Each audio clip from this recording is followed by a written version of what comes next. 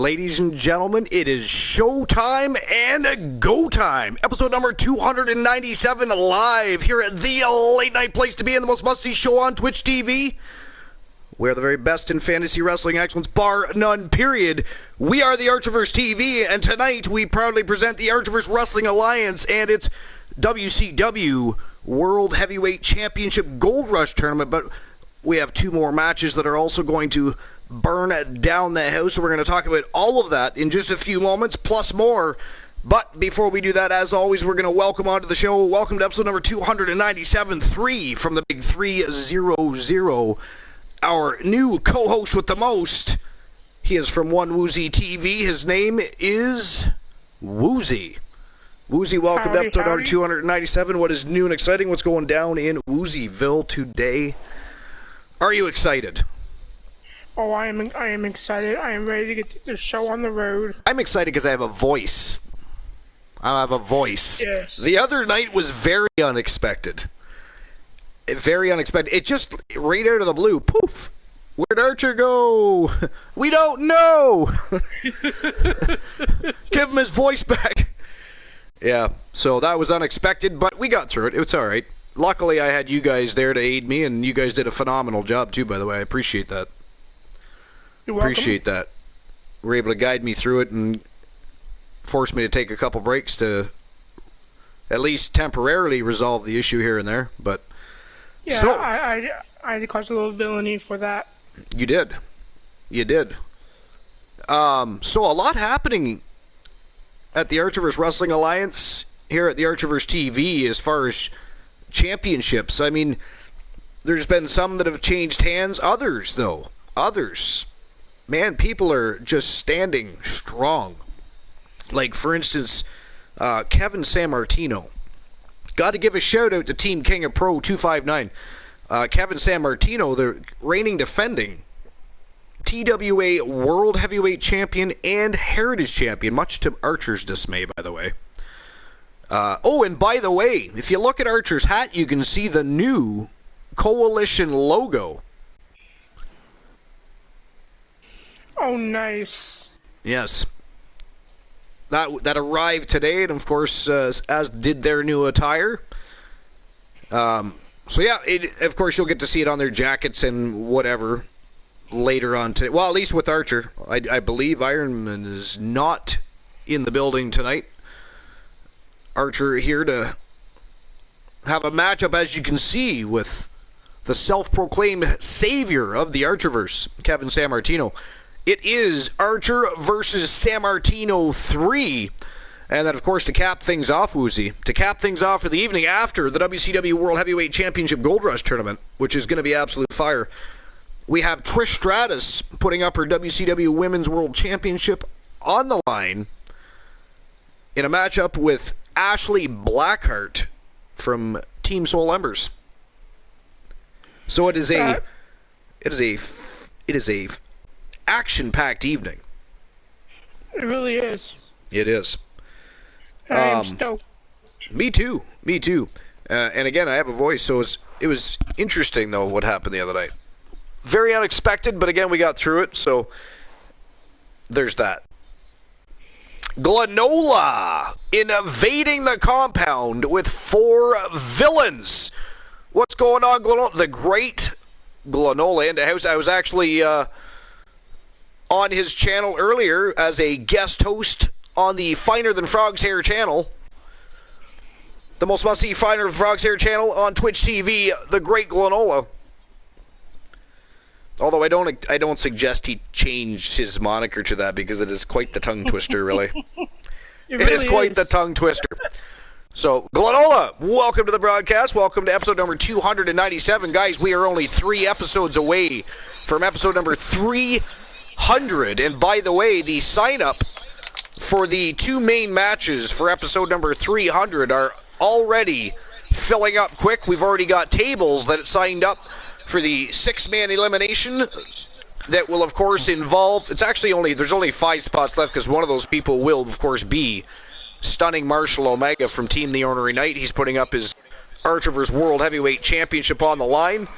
And then, of course, there is the King of the Archiverse, Championship Gold Rush Tournament, all happening next Wednesday, episode number 300 here at the Archerverse. It is going to be an absolute fire evening. I hope you can all make it and have a little celebratory evening.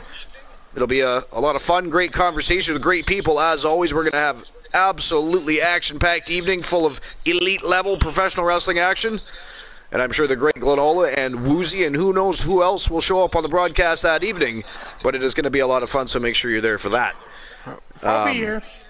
We are also going to have our first YouTube show of the Archerverse 3.0 next Thursday. We will go live at 10:30 p.m. Eastern Standard Time on YouTube for an episode of WCW Thursday Night Thunder, which incidentally will be episode number 301. So, episode 300 will be an episode of Wrestle Wars, and we'll make sure we pull at all the stops to make sure that is a unforgettable episode of Wrestle Wars. To make sure that episodic. You've got the season. You got everything working again? Well, no, but we are emulating Universe. Wow. Okay. We are emulating Universe. You must have missed one of the shows when we had we didn't have a tournament, we had actual matches. We had progression matches. So. Yeah, I've been having a few nights where I'm unconscious, basically. I take a Mr. Skittle is in the house. Welcome into episode number 297, Mr. Skittle. How you doing? It's been a hot minute. You've been busy doing things at work. Got things flying in the RL. What's new and exciting, Mr. Skittle?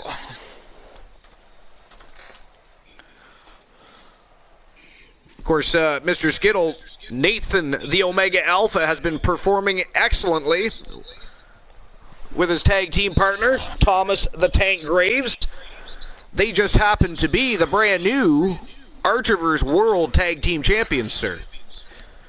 And if you go to Discord and look in the championship corner under TAV Champions, you'll see your team listed there with your wrestler card. Your guy is a champ. Yes, he is. He is a tag team champion. Performed beautifully, they did.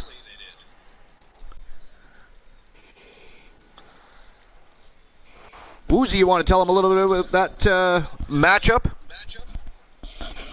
And Yes, or the I would. opportunity that the Legends had for themselves.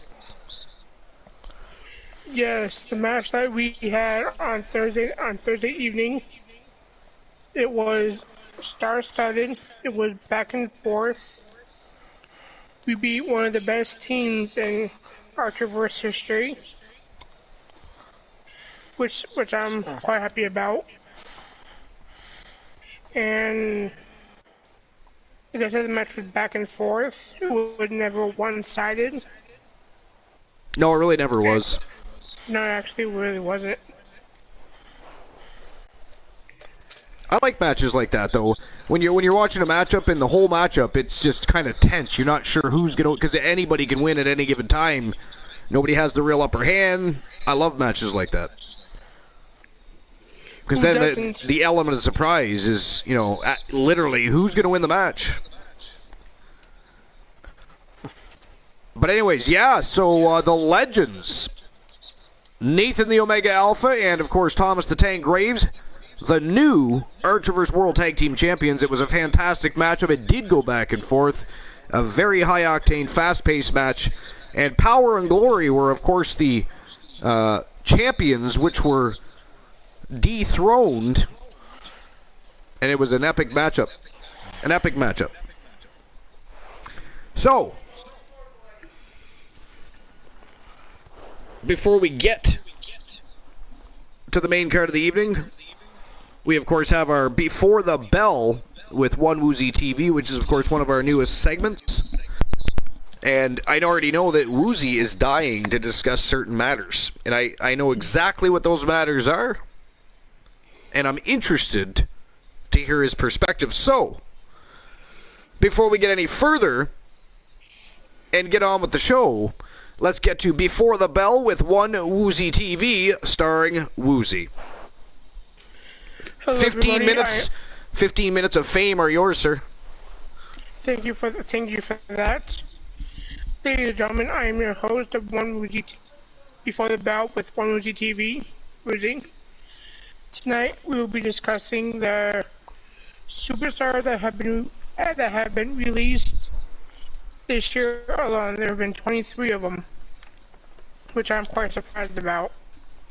23. Yes. The first one on January 5th of this year was William Regal. Oh, yeah, well, I mean, I think we all knew that was going to happen, though. Like, when NXT changed from the inception that Triple H and William Regal and a lot of those guys brought forth to everybody, changed into what we have now, that you now see Shawn Michaels mostly in charge of and a few others. It's quite a bit of a different thing. I wondered how long William Regal would still be around that scene. It just didn't seem to fit him. No, not at all. Right? So I kind of knew, but what I didn't see, though, what I did not see was him going to AEW. I just thought he would naturally slide into a main roster role as a GM, or honestly, I literally thought that, and I was first time in a long time I was wrong and surprised that William Regal, although he started in WCW, right? So it's kind of full circle, kind of full circle for him. So there's that. And now William Regal is a manager for AEW, working with Jon Moxley, Bryan Danielson, and Wheeler Yuta. At least Jon Moxley for now, because I have a funny feeling Moxley's going to make his way back to the WWE. Given time, I think so too. Yeah. Well, I've read things recently that he's not exactly entirely happy with where he is anymore. So, and a lot of it is rumor mill, right? But there's always some truth to all the rumors that are out there. Oh, always. You just got to piece them together. I think he burnt that bridge. You do what? I think he burnt that bridge. Who, Moxley? Nah.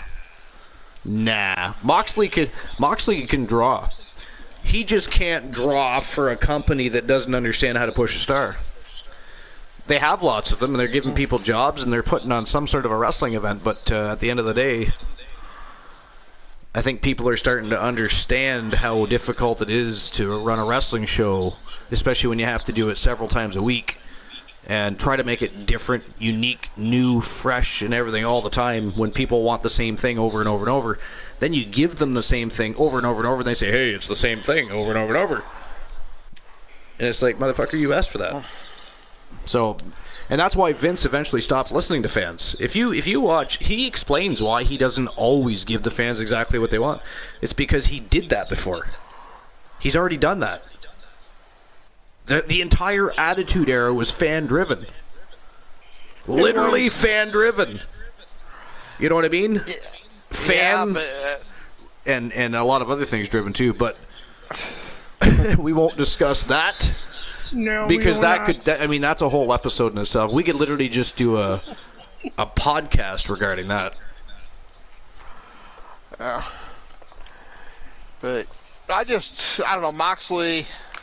Of course, I was never that impressed with Moxley to begin with. So. Oh, hey, I'm not saying I am. I agree with you on that. I'm not a big Moxley fan. I don't think he's as good as everybody thinks he is. But I am, though. The fact is, a lot of people like him, and that's what's best for business. It's not necessarily who we like and don't like as a wrestler anymore, because it's too big of a business to worry about that anymore. Even Vince sometimes has to bring people back that he's not entirely thrilled with. Right? But, well, yeah, when he just did with Rhodes. You know. Because Cody Rhodes I've heard he actually hurt Vince with the way things went down. I meant to ask you, Glenn, how do I sound with the new headset? I think it sounded great. Okay. Woozy said the same thing. I just want, because this is a lot different than the other headset. Like, even the sound I have in my ear. Oh, speaking of which, and don't worry, Woozy, we're going to get back to it before the bell with One Woozy TV. I was telling Woozy earlier, I'd love to slap the asshat that packaged this headset. So I'm setting everything up, and you always jump into your settings, go to devices, make sure your microphone sounds proper, etc., etc. So I don't think, because this has a volume dial on the side of it, it's a Razer Black Shark version 2. It's a very comfortable fitting headset, and it sounds fantastic. It's got 50mm drivers in it, and anyway, removable boom too. I like that. So if I ever want to take it out for any purpose, or just use it for, I don't know, watching TV, I guess, if I happen to be watching it through the PlayStation, I can do so. Can't connect it through my phone because, iPhone doesn't allow you to do things like that anymore. Boo. But anyways, I didn't think to check the volume, because usually any new headset you gotta turn volume up, right? Well, not in this case. I put it on and I literally just about deafened myself with my own voice. It was ghastly. I was like, whoa. What was that? And I said to Woozy, I said, if I could have seen myself in that moment, I bet you I would have had a startled look on my face, because I felt kind of startled. It was like, whoa. I just thought, like, what the hell? But anyways, back to Before the Bell with One Woozy TV, because, again, we could talk about that. We'll talk about that more either later on tonight or on another episode. We'll make sure we revisit that. Because Glenola and I specifically could definitely talk about that all night long. So, Woozy, back to you. You still have, 14 and a half minutes? Sorry about that. It's Glenola's fault. How dare you, Glenola? I know, right? How dare you, sir? Interrupting before the bell. With, oh, no, I won't interrupt. I'll ask him later. Forget it. Shame on me. You know what? I'll mute myself. Hold on. So next person, we don't want to see that. So next person that was released on January 5th was Timothy Thatcher, which I was surprised about myself. He was a good competitor, good submission specialist, and he didn't give two shits about who he hurt. Also released January 5th was Danny Birch, who was also the partner of Oni Lorcan. Another superstar released January 5th was 16-year veteran. Do you guys like Lorcan? No. Okay. I was not a big fan of that team. Glenola, do you know who we're talking about? No, I don't. Okay. So it's just one of those. It's not that he's not. It's not that he's not really talented or anything, but I don't get it. I don't get. I don't know. Yeah, that tag team was. Well, I was confused about that tag team in itself. Yeah, it was just. I don't know. Can't even put it in words right now. I'll try to make sense of my own brain later and revisit it or something. Back to you, Woozy. The next person that was released was Scott Armstrong, which was also a referee. He started in the WWE back in 2006. The next one was Hideki Suzuki, which I have no clue who the hell that is. Well, I mean, there was no real push, or that's not a surprise there. No, this one surprisingly shit out of me was the Road Dogg Jesse James. He was released on January 6th. I wonder, I could see him ending up back like in AEW. I really could. I don't know if he would do it or not. Maybe not. He might be past that point, but I mean, Billy Gunn is there. Yeah, I think you would too. I give you that. Just a team with him one more time and have one more run. The next one was Samoa Joe. Back in January 6th. Who is currently the ROH television champion on the AEW. Next one was the Brian Kendrick. No, it's so wonderful that with all the talent that AEW started with, a lot of them are still there, and all the people that they could be pushing with title runs, even with the addition of ROH here, and it seems to be the WWE superstars that keep winning championships. Exactly. I don't get it either. I'm not saying they should bury WWE talent when they come in. I'm not saying that at all. But there's an awful lot of people in AEW that should be holding title. And I don't understand how they book. And again, we're not going to talk about this because we could talk about this for quite some time. I don't understand how they book their World Heavyweight Champion. Like, you may as well just get rid of that title. Because the TNT champion seems like more of a champion than the world champion. Oh, I would agree.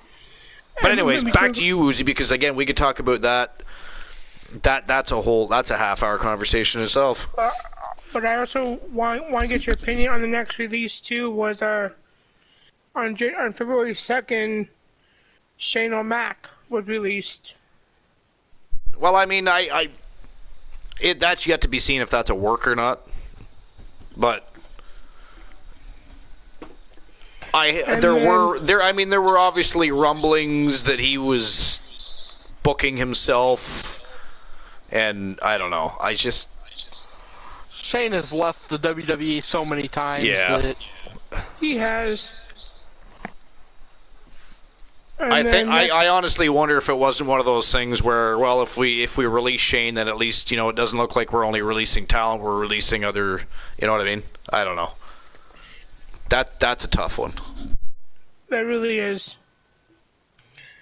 And then going into the commentator section for a second, one from the Spanish announce team, Carlos Cabrera. He was released a few months back as well. And he started in the WWE in 1993, which was the year I was born. And then coming Ghastly, in next, why are we telling horror stories now? This is the Archiverse TV. This is a wrestling channel. This is not a horror channel. We're not playing horror games here. KOP 259. What's going on, King of Pro? Punisher. Blind Locksmith. I figured I better start addressing everybody. We're sitting here conversing, and I wasn't even paying attention to the chat at all. And then coming in next for releasing was Cesaro. Yeah, well, I mean... Well, he asked to be released, and he was granted his release. Yeah, I feel like he'll be back. I feel like he'll be back, though. Well, he is. The thing is Cesaro's actually a tremendous wrestler, great athlete, but absolutely no charisma or gimmick, or proper gimmick. Like, he needed a Paul Heyman. He did. I wondered if he Boss didn't Apollo. train under Lance Storm. I mean, that's how much charisma he had. So there's another guy. One of the best wrestlers. There's a guy that should come up in more best wrestlers of all time conversations right there. He wasn't as good as Bret Hart, but he was a close maybe third or fourth, and we'll talk about that another time. But if he was really good, but no charisma, no real good mic skills. I mean, he'll admit that, though. He'll admit that, so that's okay. But Lance Storm was the shit, though. Remember when he pissed off everybody in the U.S. by taking all the titles and turning them into Canadian belts? That was badass. I loved every second of that. And then he got his ass whipped, which, fully expected. And it was a great story, though. It was a lot of fun. But dude, Lance Storm was talented as hell. That's why they still utilize him for a lot of different things backstage. That guy's got a genius mind for the business. But anyways, while you finish up with Glenola with the Before the Bell with One Woozy TV, I'm just going to grab a drink right now so we don't have to do it later. And I'll be right back. You guys finish up, and then we will get the show on the go. We've got a great show planned. As you can see, we've got Archer versus San Martino 3. We've got Gold Rush Tournament. Of course, later on, Trish Stratus defending her WCW World Heavyweight Championship against Ashley Blackheart from Team Soul Embers. So it's going to be a great evening. Lots of non-stop professional wrestling action, and I'm sure lots of villainy on the way. Great conversations with all of you great folks. But back to One Woozy TV segment. It is Before the Bell with One Woozy TV. I will be right back, guys. All right. And then the next one on the list that was released was Nash Carter, which was previously assorted with MSK, the NXT Tag Team Champions. And then after that was Kushida. He wasn't fired or anything. He just left. He just packed his shit, took his ball, and went home. He must have been tired with the bullshit. I can't say I blame him. And then next up was Malcolm Bivens, the voice of a faction that, which is a faction of Diamond Mine. And then Dakota Kai. And then we go into the referee position for 1 second of Blair Baldwin. I had no idea who the hell she was. And then someone by the name of Parker Braddocks, he was released.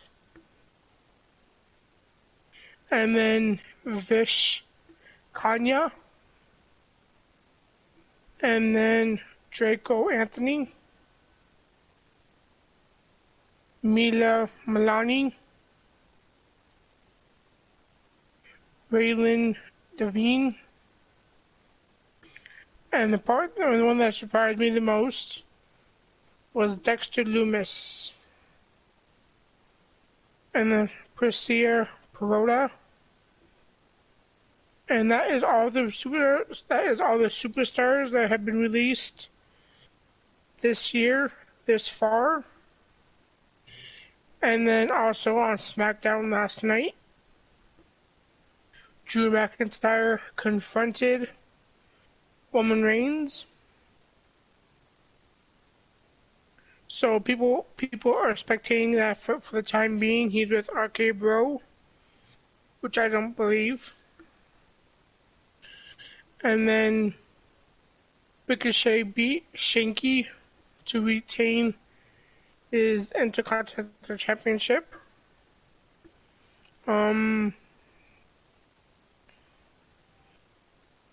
And that is all for now for Before the Bell with One Woozy Before TV. the Bell with One Woozy TV. Back to you, Archer. Back to Archer. Shanky lost. Loomis was on last Tuesday, wasn't he? Yeah, Loomis was just released. Yeah. I was a little surprised by Loomis. At the same time, what was he going to do on the main roster? Nothing. He doesn't talk. He doesn't do anything. Exactly. So, another segment of One Before the Bell with One Woozy TV wraps up, and of course, now it is time to get the show on the go. Our kickoff match, how we're setting the tone for the evening, it is Archer versus San Martino 3. It is going to be for the Heritage Championship, and then, of course, we're on to the WCW World Heavyweight Championship Gold Rush Tournament. That is next. So, are you ready, Woozy? I am ready. And as usual, if anybody wants the betting lines open for this match, you do have to redeem it because we don't open the betting lines until later in the evening. Championship rounds begin in the semi-finals of the tournament. Open those betting lines. Woozy already opened them up. All right, give me a moment. I did it as you were saying it. While I'm setting up the betting lines, I guess I may as well get the title on the line here.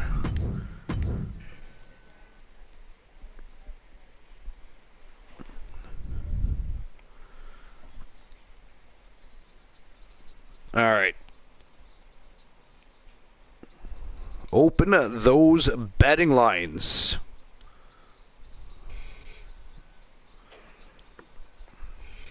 And boss says, give someone else a shot at the top.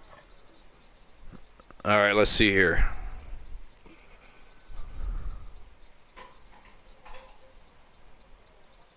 Archer or San Martino? Those are your options. You got 5 minutes to make your bets, as always. And by the way, what do you think of the Coalition's new logo? Has anybody noticed on Archer's hat there? A brand new logo for the Coalition has been created. I know Archer's been a little bit out of shape lately, but do you really need the hamburger helper for mascot? KOP, yes you were. The Wrestling Alliance. You were the winner from that lotto, KOP, yeah. We were just talking about that the last show, actually. All right, here we go. Matchup number 1 of the evening. The kickoff match set the tone with the evening being the Heritage Championship. Archer versus San Martino 3.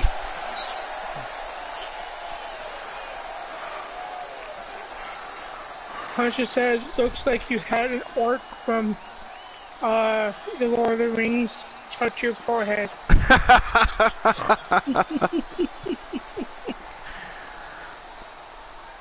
Punisher says, I dig it. Team the Turret Man and I come up with that logo. That's badass. I presented him an idea and an image, and he bettered the image and idea. Showed me a concept. Concept turned into the final product. I like it. It's simple. It's clean. This title match already trending on social media. The challenger Looks like the hamburger helper guy. Looks like the hamburger helper guy. Ouch. Punisher with a 6, 4, and a 7. And that was 6, 3, 4. 5, 5, and 1 for Glenola. This is going to be good.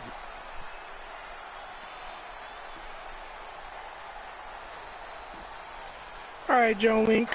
And here comes his opponent.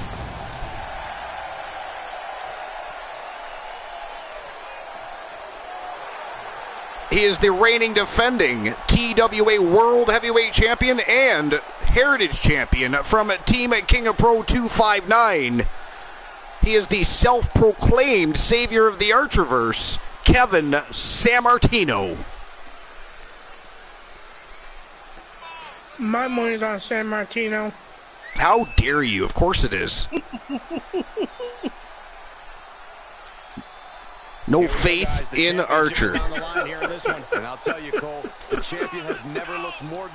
Although at this point, I mean, San Martino just beat Archer not very long ago. It was an Archerverse lockdown matchup. Beat him clean. 1, 2, 3. Right in the middle of the squared circle. Inside 4 sides of steel he did. It was actually a great match. Archer gave him his props after the match. It was a fantastic match. All right, here we go. Archer versus San Martino 3. It is go time, Woozy. It is showtime or go time. Let's go, everybody. 291 pounds. The Let's go! Get me Granola. I'll be back in 5 minutes. Oh, Glenola with some early villainy. 5 minutes of bliss on Woozy. He is the Wrestling Alliance Heritage Champion. Just over a minute left of the betting lines. San Martino. But you guys do still have time to get your bets in. For big things. I've already been accused of villainy tonight, so might as well. I suppose. I mean, if you're going to get accused of it, you may as well toss in, right? Go big or go home.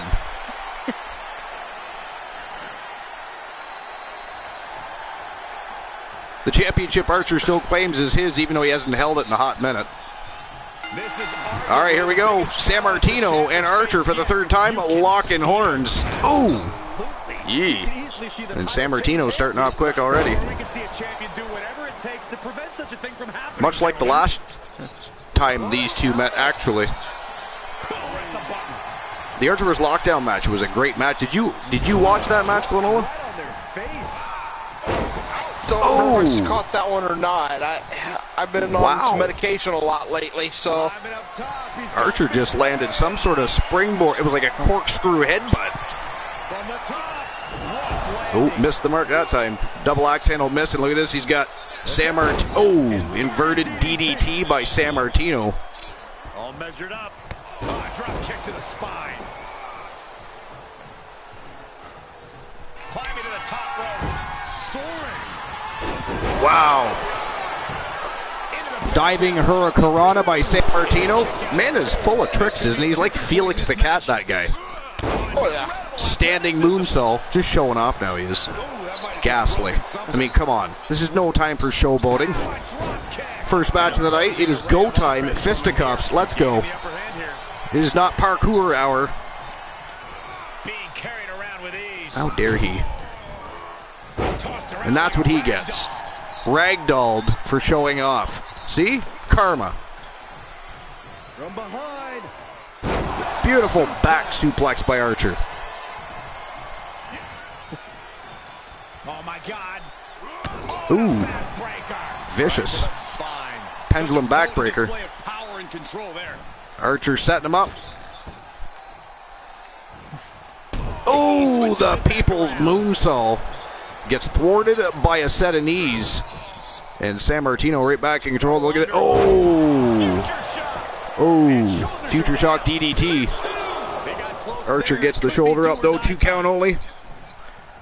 2 count only. That was a perfect count. Archer got the shoulder up just in time. Referee doing his job very well thus far. Archer got lucky there. He literally staggered out of the way. Did you see that? And capitalizing. Ooh, diving leg drop off the second rope. Archer with a pin attempt here. 1 count only though. Champ kicks out. Well, Woozy, what do you think so far? Well, you bet it against Archer anyways, you swine. Nice flying elbow. Oh, missed. Archer with 1 too many springboard attempts there, Glenola. Oh, that is not good.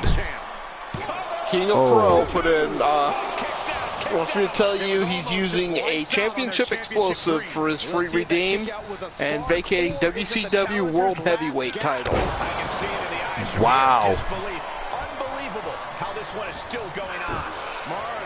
I mean, that means that Wednesday's match, we go in with a vacant title. Wine Locksmith says that's the one the tournament is for tonight, right? No, tonight it is for the WCW World Heavyweight Championship. Yeah, the WCW World Heavyweight is what he's vacating. Well, then that means whoever wins the championship tonight, it's automatically vacated then. So that puts a real big twist in everything, doesn't it? Oh, I like it. I like it. So whoever wins tonight gets screwed. Whoever wins tonight gets screwed. Doesn't matter if it's the champion retaining or somebody else with a KO out of nowhere. Come on, Archer, cover him up. Let's go. Ref, get the hand down there. Go, go, go. No. Oh, that is ghastly. That was a slow count. That was a slow count. There it is again. AKO. Second in a row. Let's go. 1, 2. Yes, sir. That is it. That is all, ladies and gentlemen. The winner of the match, and once again, for the third time, the TWA Heritage Champion, the one Elijah Archer. But hang on, Archer. Hang on. Ganola. Yeah. Remember last week you did that that title change thing? Here is your winner, and new For the Heritage? wrestling, For the Fatal 4-Way. Yeah, we were talking about that earlier. That's I tomorrow believe. night. Right. That's going to be tomorrow night. How convenient is that? Archer now regains the championship. Just in time. That is ghastly. Ghastly. Not even going to give him a nice little run. We're just going to toss him right into that Fatal 4-Way Extreme Rules Elimination Style matchup. And Glenola, would you like to remind everybody who that match is going to consist of? Well, Thomas the Tank, the Wolfman. There was Archer, and I'm trying to remember who the fourth one was. Well, it would have been San Martino, probably. Yeah, I think it was. It was either him or it was Yeah. Yeah, I think it was San Martino. I mean, San Martino's getting his rematch tomorrow night. I mean, does he ask for just a Fatal 4-Way matchup? No. Just a Fatal 4-Way elimination? No. Fatal 4-Way Extreme Rules Elimination Style matchup for the TWA Heritage Champ. Ghastly. Absolutely ghastly. Unfair, too, I might add. Unfair. Well, I think it's perfectly fair. It's fair. Unfair. It's fair.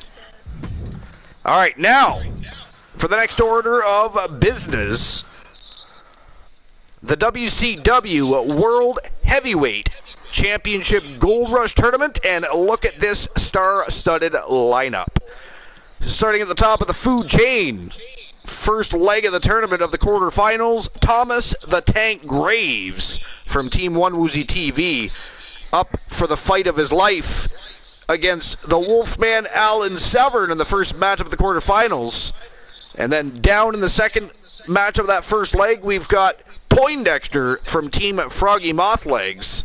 And man, has that man come in and caused a stir amongst the Archerverse locker room.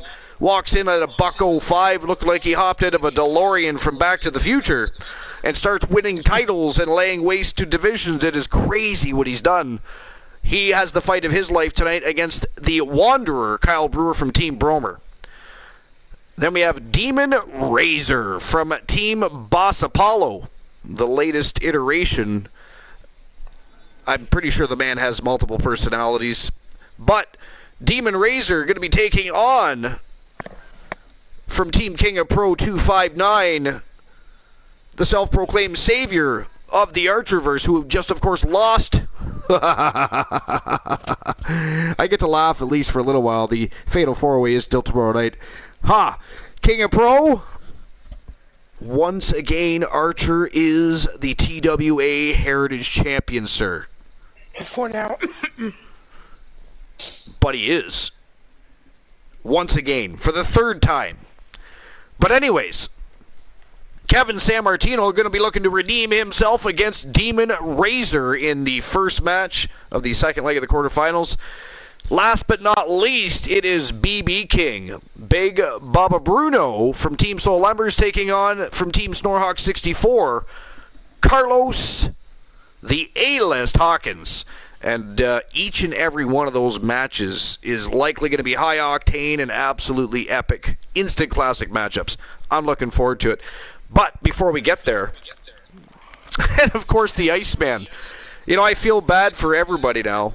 because this tournament is going to be a barn burner, and no matter who wins, King of Pro has already vacated the title. That is the ultimate villainy you can possibly cause here. And by the way, he's the first person. King of Pro, you are the very first person to redeem that. And he also just redeemed Heritage Championship Speedway. Archer, if you laugh, let's do it again. San Martino versus Archer 4. Oh, that is ghastly. I mean, there was no rematch clause in the contract. Now he's being bullied into not one, but 2 matches. And then, of course, if he loses, then he still has to go into the fatal 4-way Extreme Rules elimination style match if he wants to win it back. Either way you look at it, absolutely ghastly, unfair. The mistreatment of Elijah Archer continues. Mistreated amongst his own peers. A bunch of villains. Rabid wolves. How dare you all? How dare you? But before we get any further into the villainy of the evening, I do have questions for you and Glenola, as usual. If you were to throw down right now, and as of right now, nobody's opened any betting lines. But, by the way, I do have to give everybody their payout from the last matchup. No, you don't. Oh, did you do it? Yeah, oh, yeah, I do, yeah. Woozy opened the betting lines. Yeah. No, I was thinking, wait a minute, I lost. But no, I actually bet on Archer. So, nice. Yeah, do the payouts. Yeah, you do want the payout. All right, there you go. And I got the betting lines ready to go just in case anybody redeems. As of yet, nobody has. But, anyways, if you guys were to throw down, if the betting lines were open, we've got Graves versus Severn, Poindexter versus Brewer, Demon Razor versus San Martino, BB King versus Hawkins. All right. Well, I'm going to go ahead and kick us off. I'm going to go with Severn over Graves, Poindexter over Brewer, San Martino over Razor, and Hawkins over BB King. Interesting. I'm going Graves over Severn, Brewer over Poindexter, San Martino over Razor, and Hawkins over BB King. All right. Okay. So, no, go ahead. I was going to say, Punisher, that was probably for this the land tournament. Is your land. This land is my land. Sing it, Uzi. From California to New York Island. Glenola. Singing Glenola. Nope, I ain't singing. Oh, you broke the chain. Torturing. I am not torturing the... that is ghastly. I am not Joe torturing Link, the can you Archerverse believe with my that? voice. And we do that have is open the awful. betting lines. We do have an open the betting lines? Okay, I'll get to that in just a moment. I will, however, first, before that happens, because I can't bet because Twitch is cruel and doesn't let us bet our own... Like, you think we'd have our own pool that we could win from you guys, you know what I mean? So that we could... No, let's not do that. The simple idea like that would be fun and work. But anyway, so I will throw down. I will say... The first one's a tough one. I'm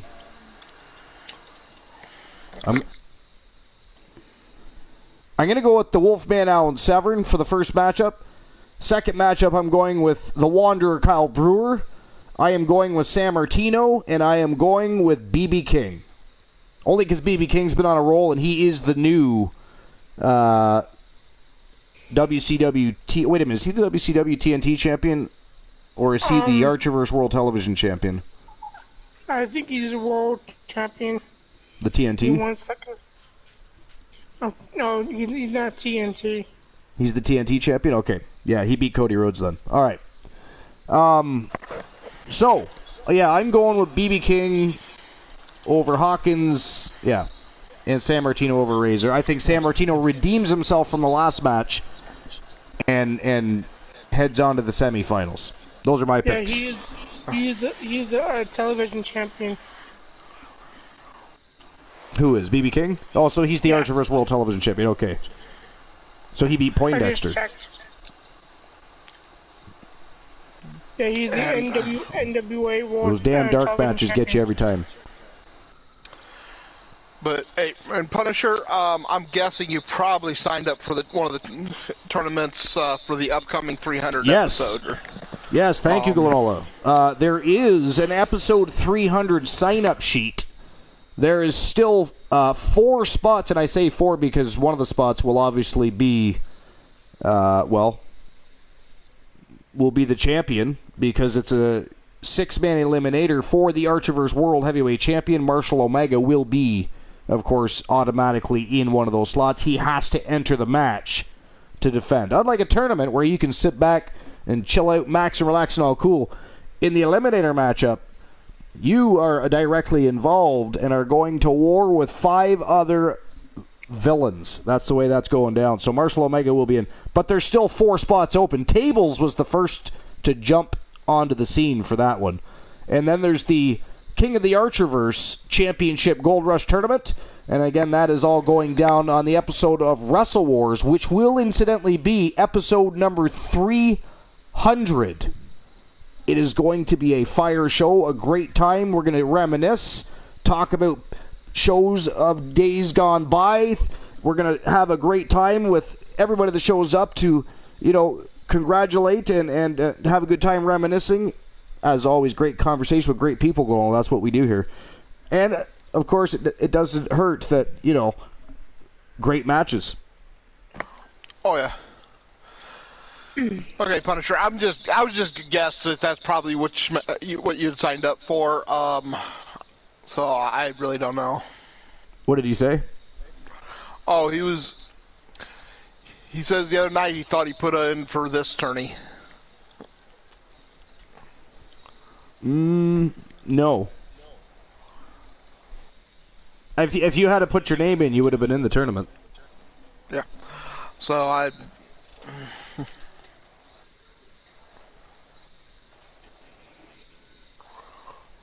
Oops. All right. So, is it going to be Graves or Severn? Who's moving on to the semifinals of this Championship Gold Rush tournament? You have 5 minutes to make those bets. And in the meantime, Glenola and Woozy, are you ready for the first matchup of the quarterfinals? Severn versus Graves. Team One Woozy TV versus Team Glenola. I am ready. I am always ready. All right. Well, let's get the show on the go. It is showtime and go time. Let's go. And I believe in this stadium, Glenola, you should get a fairly good glimpse of Severn's new video package. I believe. Because I don't think you've had quite a look at it yet, I don't think. I can't remember. Maybe you have. You'll find out. You know why? Because it is go time. Let's go. Matchup number 1. Graves or Severn? I, of course, chose Severn.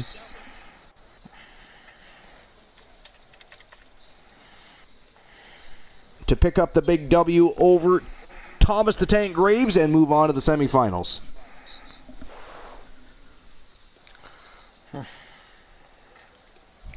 I got to be honest, I'm shocked Archer beat San Martino. I really am, because San Martino handily beat him in that Archer vs. Lockdown match. Handily. Bell to bell, it was like Archer didn't even show up. Tonight, it was like reverse role. Archer, he was spot on in there. 75 streamers with superstars progressing through careers, forming tag teams and alliances, winning championships. The Archiverse TV. Welcome to the Archiverse Wrestling Alliance, baby. All right, here we go. Matchup number 1 for the WCW World Heavyweight Championship. A Gold Rush tournament to decide it all and then vacate it all, unfortunately, for everybody. We'll try to forget that as we go. And here comes the new Archiverse World Tag Team Champion, The Tank.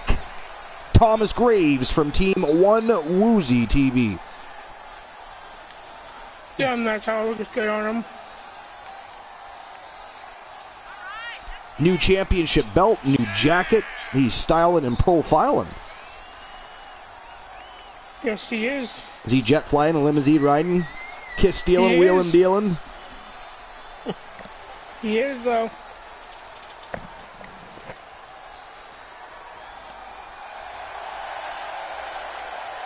Thomas the Tank Graves, baby. There he is. And One that's half right, of the legends. Exactly. Remember, actually, there's still another dark match that has to be done tonight. That Sorry? I redeemed on Thursday. The dark match. Which one was it? It was Graves versus Graves. Oh, yeah, Blackout that's right. match. Graves versus Graves. Gabriel Graves versus Thomas the Tank Graves. Team Punisher versus Team One Woozy TV. That is correct. That is ambitious considering your client is locked in a tournament at the moment. Very ambitious, Blower, would you not say? See, Alan Severn used to be like that. He used to just sign up for everything, but then he just learned to relax a little, watch the scene, pick his moments. Now he just goes in and punches people in the face at will, really. It's a little alarming, but... Now, Archer, he was forced to stop, remember?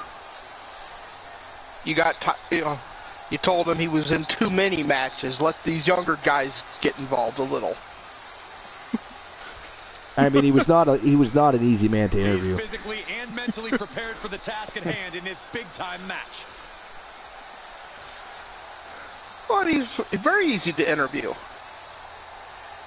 provided you stayed out of reach of his foot to your balls. Yeah, interview him via satellite, and you're better off.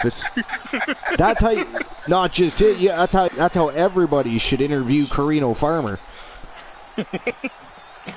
I mean, sure, the Wolfman might bite you. Carino Farmer might eat you. And here we go in this tournament matchup. Who will move forward? Who will be erased off? Look at those leg strikes by Thomas the Tank Graves, starting off quick against the Wolfman. Here he is bench pressing him over his head, deadlift. Whoa! Springboard leg drop, and Thomas the Tank Graves is flying all over the place here already. Shooting star press right in the middle of the squared circle, and he is relentlessly just attacking the Wolfman here. He has to. After attack on target. Well, he is definitely pressing the action. Look at that. Unleashing with a barrage of strikes. Wolfman, though, retaliating now. But can't hold the upper hand. The Tank regains, and oh, look at that. He is getting shredded apart right That went from a double underhook to a single underhook release suplex on the Wolfman there. Beautiful Samoan driver by Graves. Graves going upstairs here. Oh, he met the knees. He bounced straight off him. That had to hurt. He's back up on his feet before center. No, didn't seem to affect him too much. But I mean, the Wolfman's been taking a bit of a beating here. He's got to be already tiring out in this matchup. Graves definitely in a better position here. And as I say that, a reversal turn of the tides is the Wolfman running STO, and on the attack is the Wolf.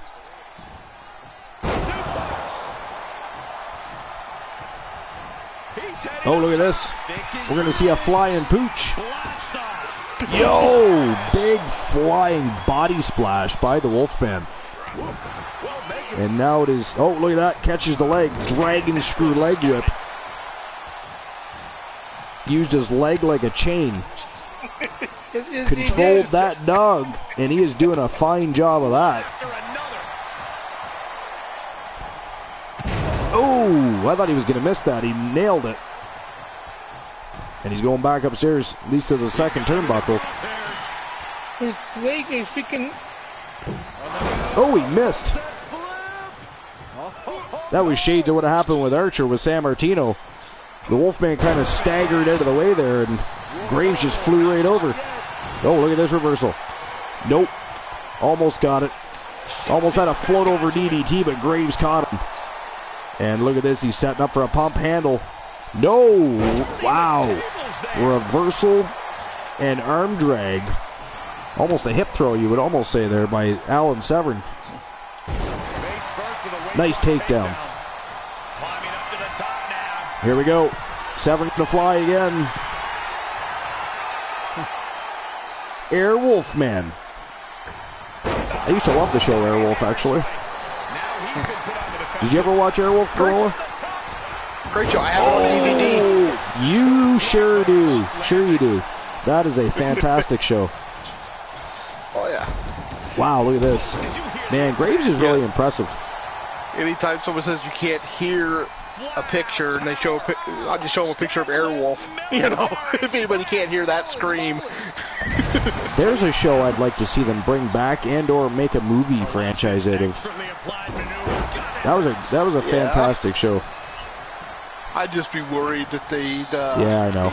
make too many changes. Yeah, I agree. Well, look what they did with Knight Rider. It's so bad that people literally stopped watching the show because of what they did to the car.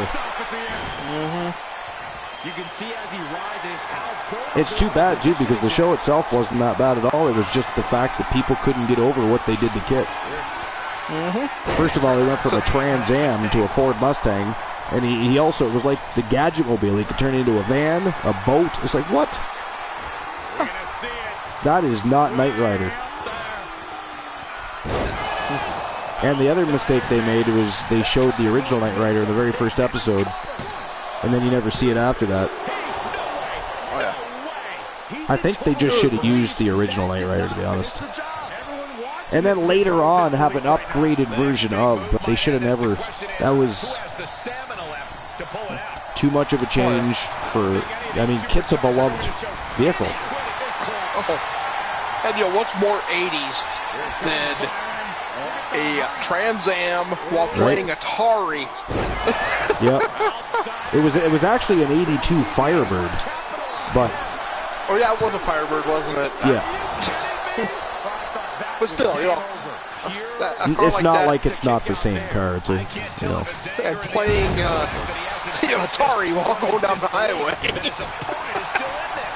Oh, another dragon screw leg whip by Graves. Come on, Graves. He really likes it. I mean, he loves taunting people with this. He deadlifts them and just drops them on their face. Oh, that is the third time this match that Severn has been dropped on his... Look at this. Look at that. An over-the-head belly-to-belly by the throat. And look at the strength of Thomas Graves here. The Wolfman just decks him. Look at this. You can't take your eyes off Alan Severn, I'm telling you. Thomas Graves, as impressive as he is, he still makes those green collar mistakes there, you just can't give Alan Severn that kind of room. He will tear your head off and eat it for a snack. And the one thing he's fortunate on this is a disqualifications match. You know, there actually is disqualifications. If there was no DQ, he'd be in real trouble. Yeah, exactly. Because then Severn can play with weapons. Graves rolls back into the ring, breaks the count, and look at this, goes right back on the attack. No, he throws, or he tries to throw Wolfman back in the ring. That didn't turn out for him there. For his efforts, he gets thrown into the steel steps. Oh, and look at this, the Wolfman with a takedown. Just muscles him down to the floor. Back into the squared circle we go. Come on, Graves, you can do this. Oh, look at that. Oh, a big headbutt staggers the Wolfman. Oh, look at this. Graves, Alabama Slammer. Covers him up for the 1-2-3 attempt. But look at that. The Wolfman, the veteran experience, he reaches out and grabs that bottom rope. I don't know why Graves was trying to dispute that. You could clearly see him hanging onto the rope. I mean, what was that about? I mean, I understand you're upset you didn't get the 3, but I mean... Oh, and Severn gets the shoulder up. Look at the frustration.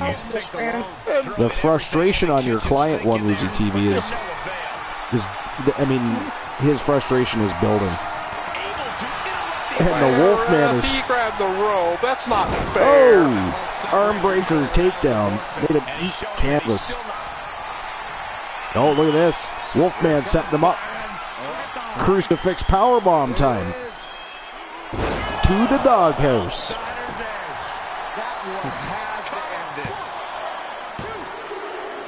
Oh, that was close. That was close.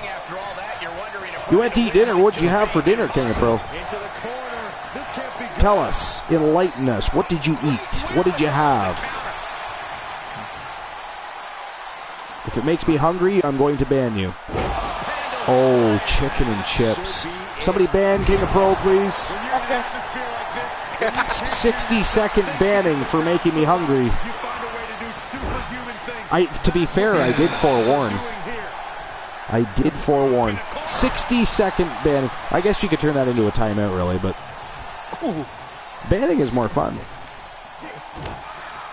Oh, double backbreaker. I had chili cheese fries. Chili cheese fries. That would be delicious, too. Now, luckily, you won't get banned because King of Pro already got the banning for that. King of Pro already got the... So he already opened the door to that. Chili cheese fries, eh? Yes. Yes, that would be delicious.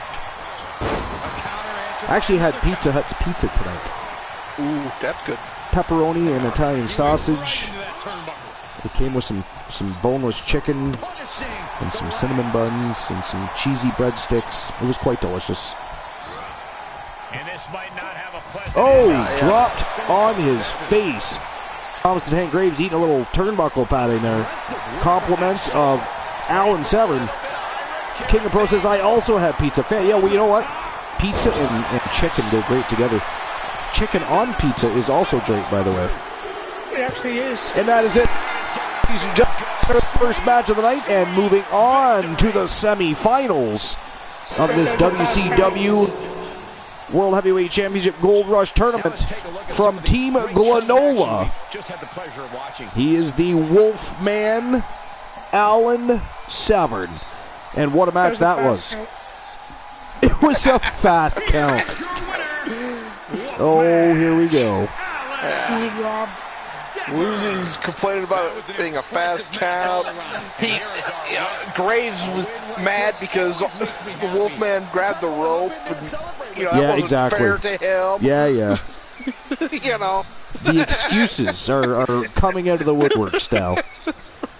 Did you catch any glimpse of his video package? No, I didn't because I lagged so much it jumped. It went from Woozy coming down to the match going. Ghastly. All right. So, matchup number 1 is in the books. I'll make sure I issue everybody's payout for that. The winner was Alan Severn. So there we go. Payout issued.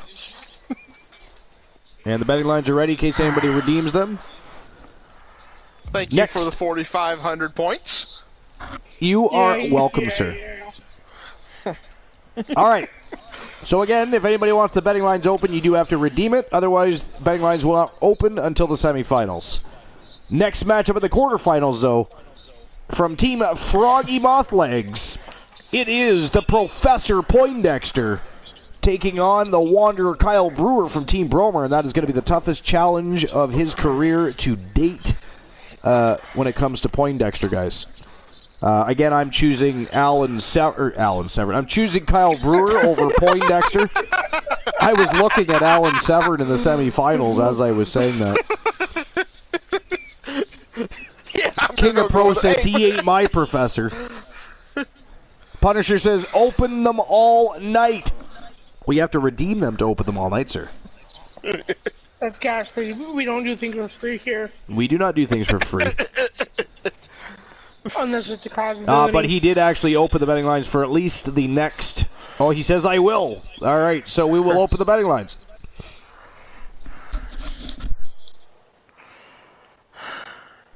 All right. So next match of the night, Poindexter versus Kyle Brewer. So is it going to be Poindexter or Brewer?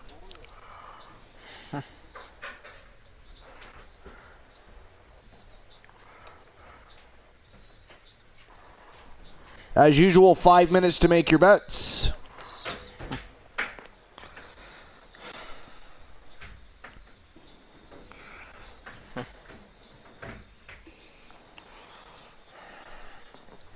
And there we go. Betting lines are open. 5 minutes. It is go time for betting lines. And it is also go time for the second match of the quarterfinals. Team Froggy Mothlegs versus Team Brover. Poindexter versus Kyle Brewer. Let's go.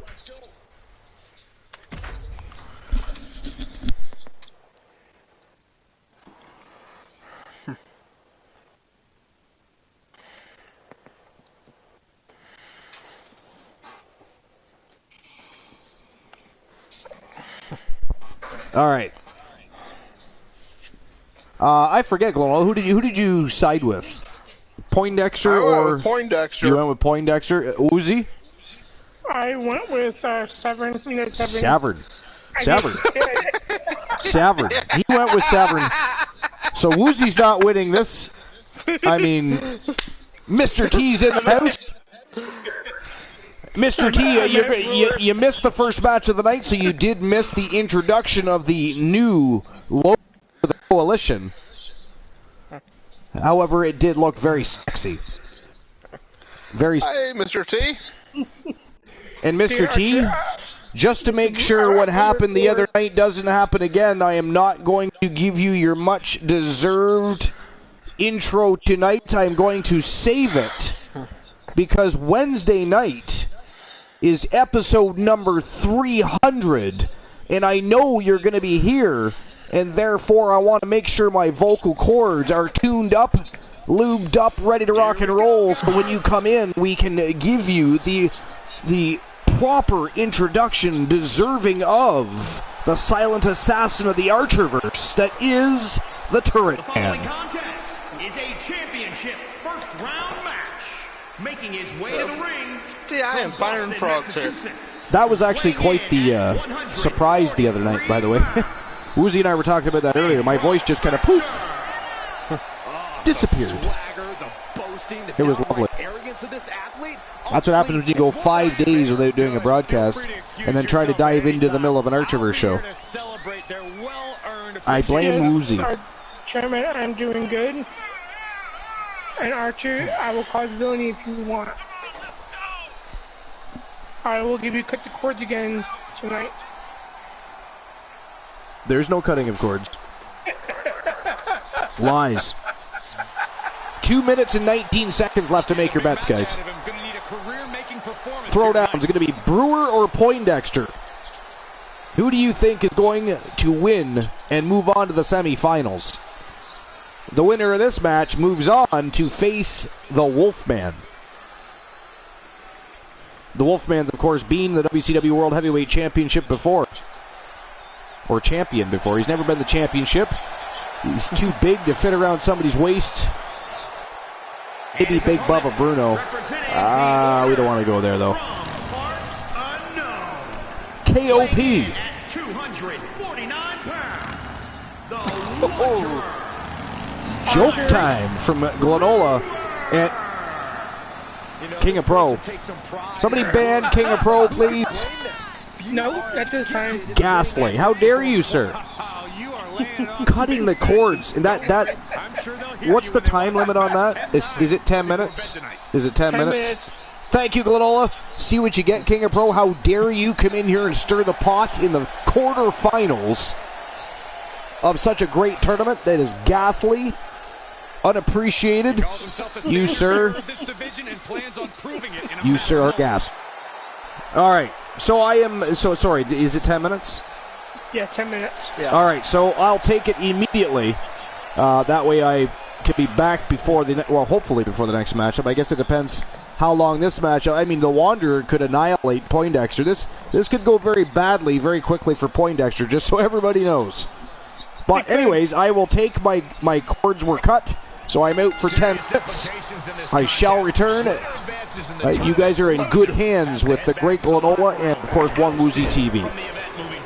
At least it was only your cords, Archer. Dare you.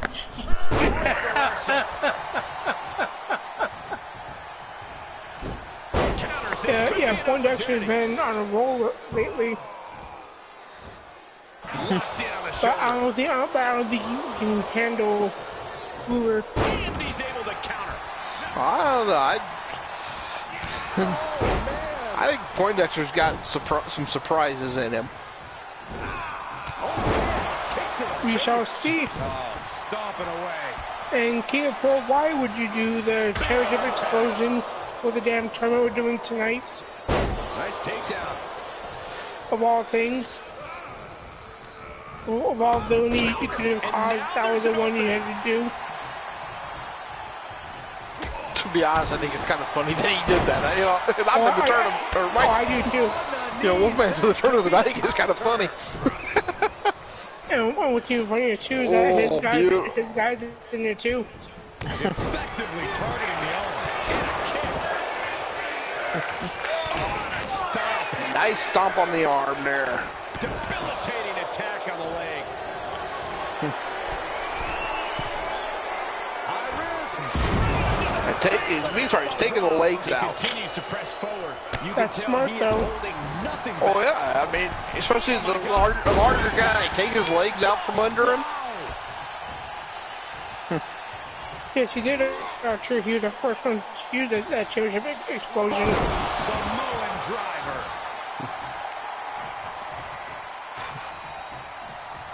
Ow. He's got him down. Is this it? 1, 2. No, he pops the shoulder before 3. You have to think this battle is starting to weigh down on him. And the kick out. Well done. I like surprises, Archer. Alright, you can review it tonight. You can wait for 300.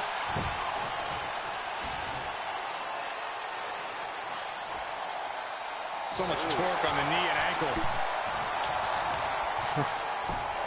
Look at this heel hook. This is how you punish your opponent. Okay. And he's enjoying every minute of it. Right to the Intriguing. leg. Every ounce of momentum is now against him. He can't just think of riding this out. He has to get on offense. Brewer going up. First one by Poindexter.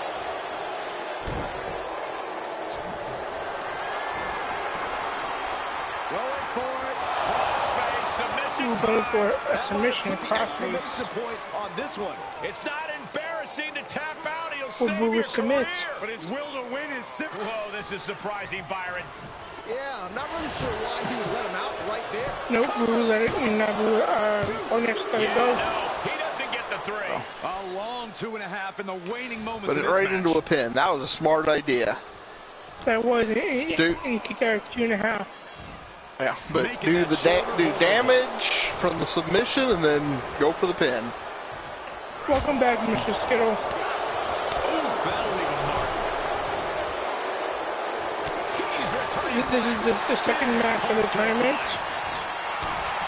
Kyle Brewer He's starting to struggle versus here. Poindexter. Yeah, this is the type of damage that is going to really build in a tournament setting like this.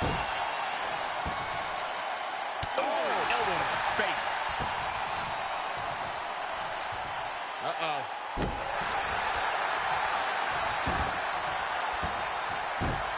Setting him up. Got the head scissors on. Oh, that's good. He goes back, he gets that KO. Damage inflicted. He's just dominating at this point. Yeah, he is showing us a lot out here. Got him set up in the corner of the ring. Knife-edge shot echoing through the arena. And now King Pro gets another. Good contact. Oh, Damn, you bro. Dismantling the arm. You're getting double teamed.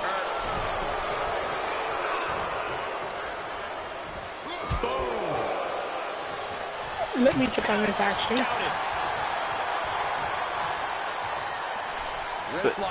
Oh man. Keeping Brewer right there in that corner. There you go. Getting him out, but that was good. Keeping him in the corner. Inflict, punishment there.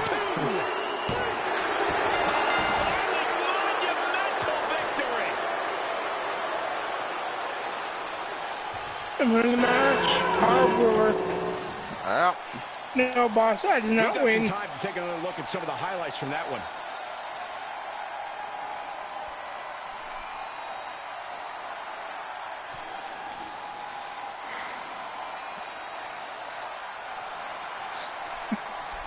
That is right, Archer.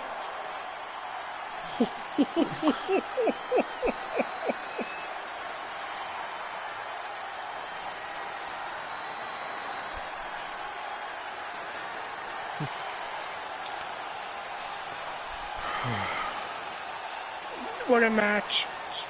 Oh yeah, and he still showed so much heart and determination in that match. I am really impressed with Poindexter. But in reality, he's still green now. Oh yeah, it's not better than Brewer's. A win against Brewer would have been great for his career, Oh, it would have kind of shouted it out. But at the same time, losing to Brewer is not a career ender. No, it is not. Having a great showing against Brewer is good. I mean, that's impressive in itself. I will be cooking Poindexter to a pancake. Anyone wants him? But it's an Ultraverse box. No, King of Pro. No, thank you.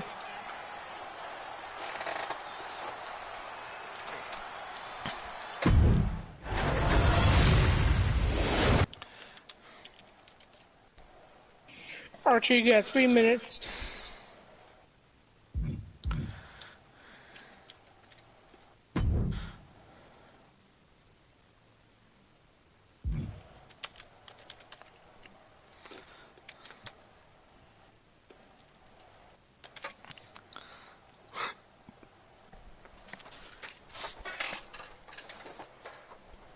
Yes, 3 minutes. Next up, Demon Razor versus San Martino.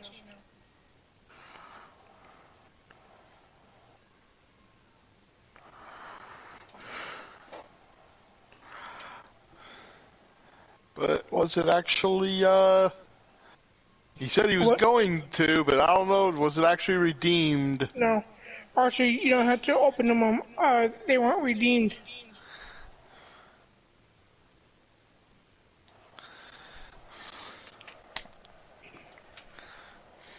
It was not redeemed, Archer.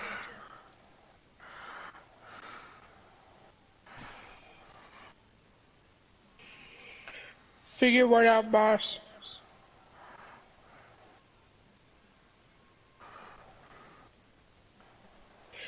No, Archer, he has not done it yet.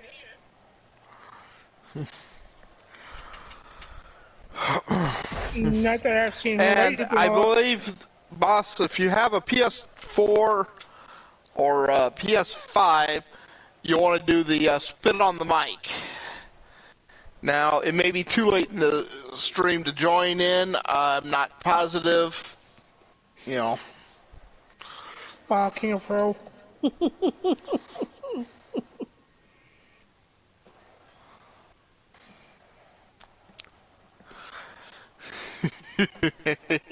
He's right, don't think hard.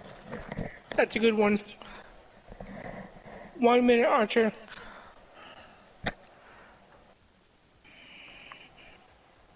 Uno momento. Yeah, for tomorrow, I think it's spit on the mic is which one you want to redeem.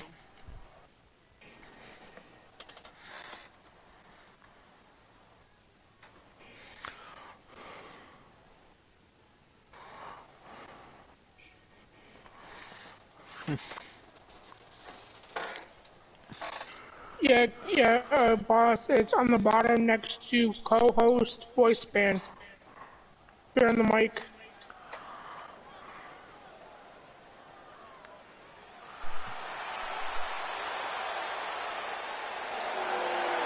Guys? Yeah, come on back.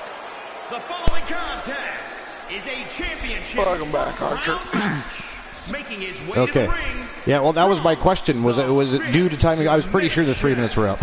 Weighing in Yeah. at Okay. 249. All right, here we go. Demon Razor making his way to the ring from Team Boston You are looking at some highly motivated competitors in this match. Looking to steal in the show. quarterfinals of the WCW World Heavyweight Championship. WWE Universe.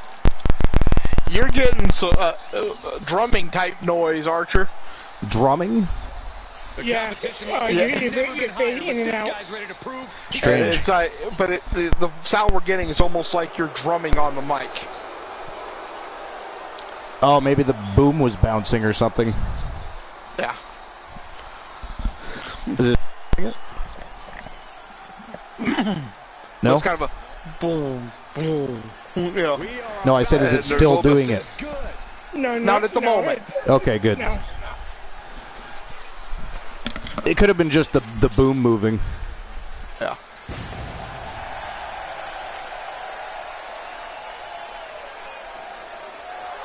So the Wanderer Kyle Brewer facing Alan Severn in the semifinals of the tournament. That is an interesting and intriguing matchup. 58 pounds. They haven't faced too many times one-on-one, but when they do, it's There's gonna be fireworks in the ring.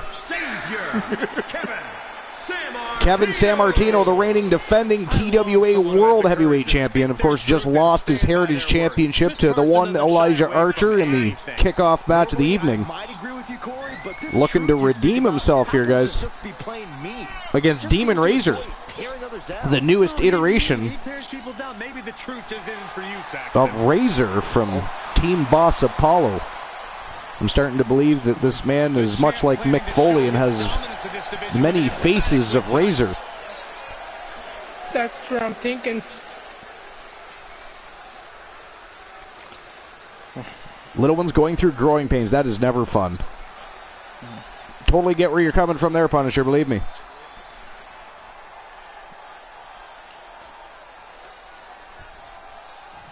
All right, I chose San Martino in this one. You guys chose Razor, yes? No?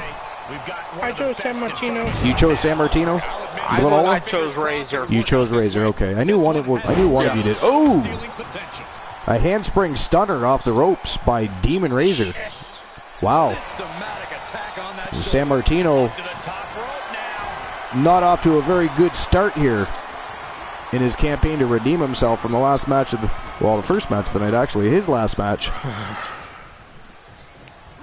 Not the last match.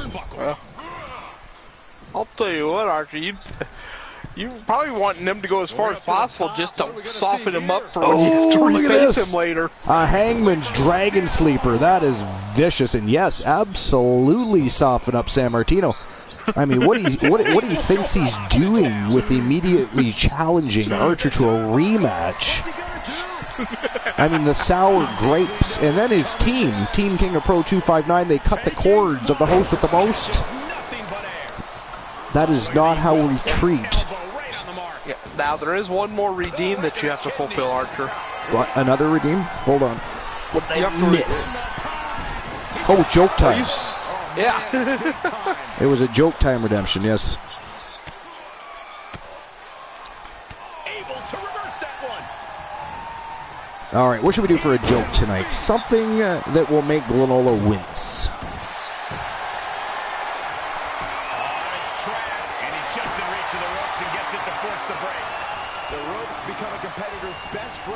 Desperate moments like that one.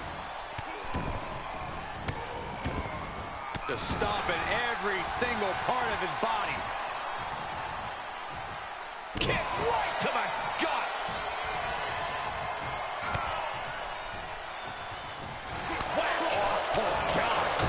Oh. Okay. Let me think about which one I want to tell.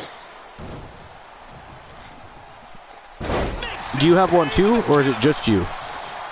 No, Woozy did Tree of Knowledge or Rotten Fruit.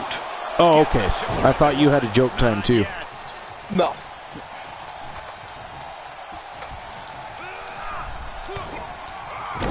Okay.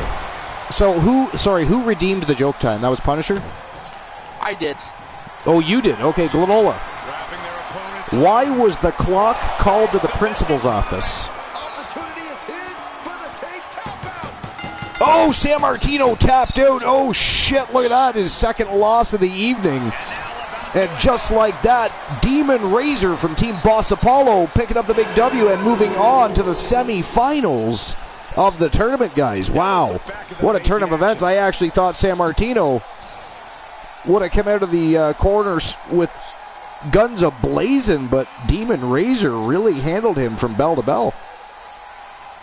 Not a good night so far for the self-proclaimed savior of the Archerverse.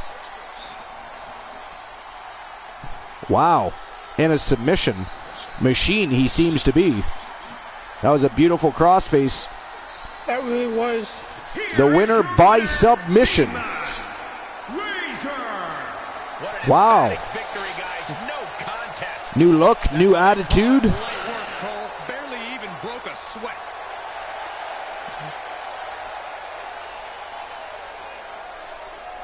And moving on to the semifinals is Demon Razor. Yeah.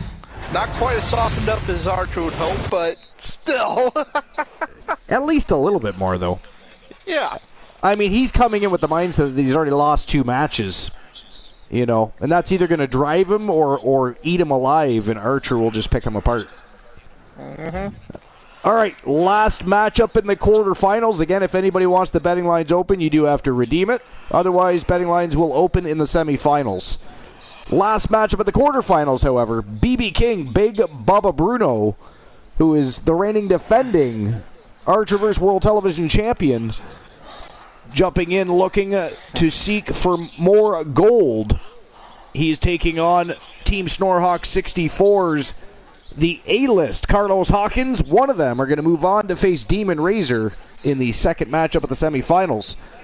And again, I went with Big Bubba Bruno, guys. I don't know. I can't remember. I think Lola, you went with Hawkins, yeah? Hawkins, yes. Yeah. And Woozy? Me too. Hawkins. You went with Hawkins as well. I'm still sticking with BB King. Okay. And Archer, I don't know why the clock kept being called to the principal's office. Oh, because it was talking too much. Oh, that was bad. And Punisher opened those betting lines. So we're going to open the betting lines right now before we get the matchup underway. All right. Okay. So now you guys get to put your Archerverse bucks where your mouths are. Now, and for that Tree of Knowledge or Rotten Fruit, in 1985, my 3rd and 4th grade teacher was in a contest with NASA to be on the space shuttle and finished in the top 10 people. She was one of the top 10 finalists to be put on the space shuttle. Interesting. Okay. I'll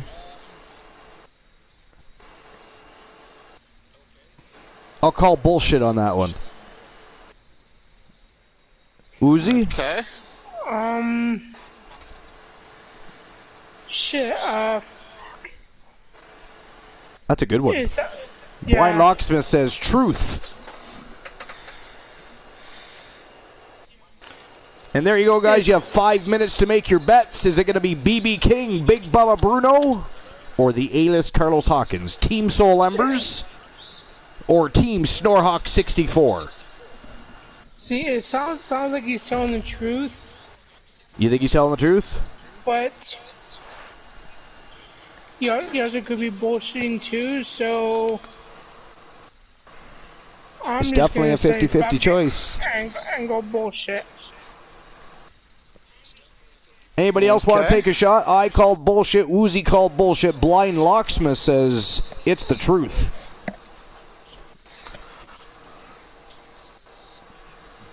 KOP says BS.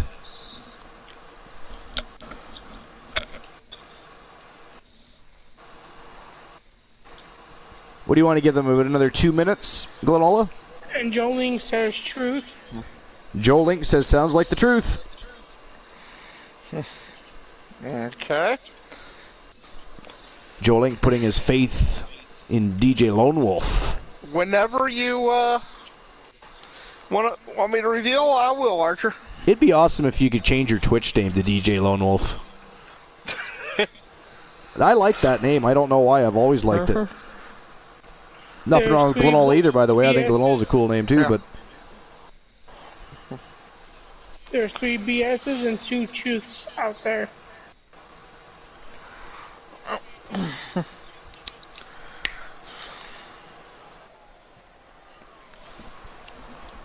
I believe my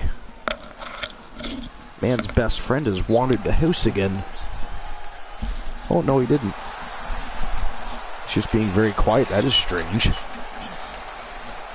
That is strange. Good boy. So, Glenora, what is it? Okay. All right, here we go. It is, technically, it is bullshit. My teacher did not get in the top 10. The TWA World Television Champion, BB King, Big Bubba Bruno from Team Soul Embers, making his way to the ring. But Wait, you said technically. yeah, Look she how did big not make that the strap top. is, guys. She did enter. The contest was real. It's just she didn't make the top 10. Gotcha.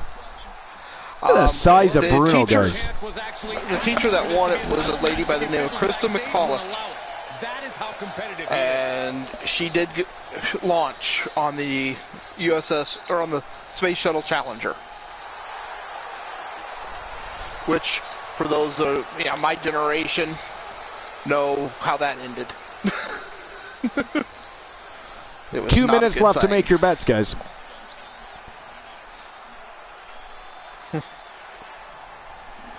But And my here teacher- comes Big Bubba Bruno's opponent. yeah, as long as,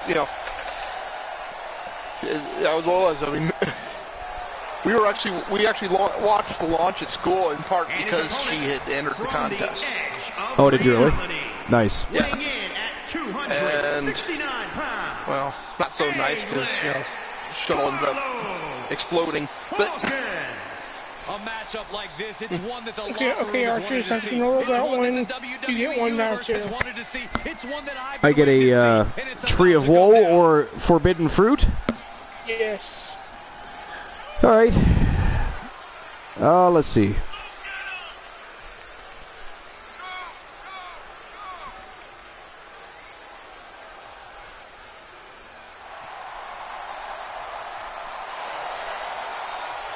When I was about 12 or 13, my buddies and I, this is when I still lived in the country, we were out in the backwoods, and we noticed there was some tracks, and we got curious, and I mean, it wasn't anything new that we would go animal tracking, but we just happened to decide to follow them, and we walked for a good, 2 kilometers probably, and then down over a ravine. It was funny, just before we got to the ravine back then, we also smoked and all that stuff, so we stopped and had a cigarette before, because we had already been walking for probably 20 minutes or more, and we stopped, and we sat there and smoked cigarettes and laughed and had a good time, and about 5 or 6 minutes after that, we decided to keep the trek going, so we kept walking down over the ravine, and we realized the tracks belonged to what we thought it was. We did think it was a wolf, but it ended up being an entire pack of wolves, because of course wolves do tend to travel single file to hide their numbers, and now they were quite a distance away from us, but we could see them and we knew they could see us, so we quickly jumped back over the ravine and literally sat in a tree for about 3 or 4 hours until those dogs decided to disperse and head off for the rest of the afternoon. But it was an interesting situation and a bit of a scary situation all at the same time for us, especially 12, 13 years old. So. He's been placed in the corner now. Answering. Well, now that is true. Where you live, I'm going to say truth. Glenola says truth. Oh, a big clothesline right across the chest from BB King. Carlos Hawkins having a little trouble here with Big Bubba Bruno, guys. Oh, look at this. Oh, no. Oh, no. That is ghastly. Oh. Hawkins somehow kicks out of that. I mean, that was a lot. That was 400 plus pounds crashing down. And King of Pro says bullshit. KOP says that is very bullshit. Joe Lake says truth.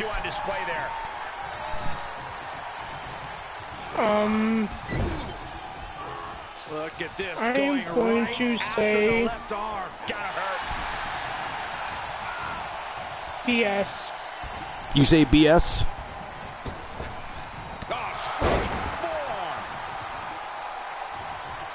We'll see who else jumps in before I just give out the answer.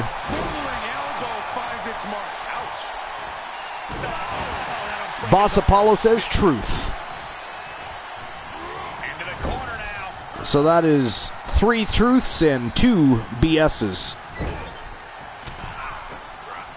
Oh, look at the clothesline. Followed up with a blockbuster. Shoulders down, this could be it. 1, 2, just after 2. Just barely, but it counts. Well, actually, KOP, the story was true. We were actually following some gray wolves, and they were down over a ravine. We were upwind, though, not downwind, and it scared the shit out of us. They do happen to travel single file most of the time, and in the area we were, they were at least probably a football field or so away from us, so we had plenty of time to duck back through a set of trees up over the ravine and climb a tree and stay there until they were gone. But again, we were upwind, not downwind. Because we were country boys, and that's what we did then. I mean, you're talking 30 years ago, my friend. And you probably broke wind. Now, but the reason I told that part of the story is, if we had been downwind while we were smoking, we would have been caught far, you know what I mean? But we knew they saw us, but we were so far away, unless they could smell anything off us, we were no interest to them, so they just kind of hung out. They laid around. Unfortunately, some of them had a little bit of a nap, so we were up there for a while. Now, luckily, here's the other funny part is there was a sheep farm nearby, so there was a lot of apple trees around. One of the trees we were in was actually an apple tree, so we got to at least have a snack while we were there. Now, they were crab apples, so there was that. And if you eat a lot of crab apples, they do tend to upset the belly, but it was better than being in the belly of the pack of wolves. So there's that. That was ridiculous. There's always a wolf or two around. So we were like, let's see where it's going. We couldn't find it. We're like, where the hell to go? Just kept following, and then next thing we know, there's a whole bunch of them. We're like, no, sir. Hard pass on that. My brother started about then. Yeah, back in that day, those days, people started smoking early. I mean, it's not like people don't smoke early now, or vape, or whatever they're doing these days. Vaping is the new smoking.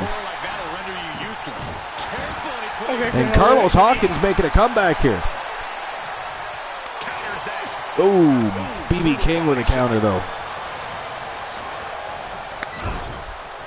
I got a tree knowledge myself. You've got to do which? The tree knowledge is the same as you guys. Oh, you have one too? Yeah. Nice. I still have the other dashboard open, so I didn't even see it. There we go. All right, Woozy, your turn. Let's see here.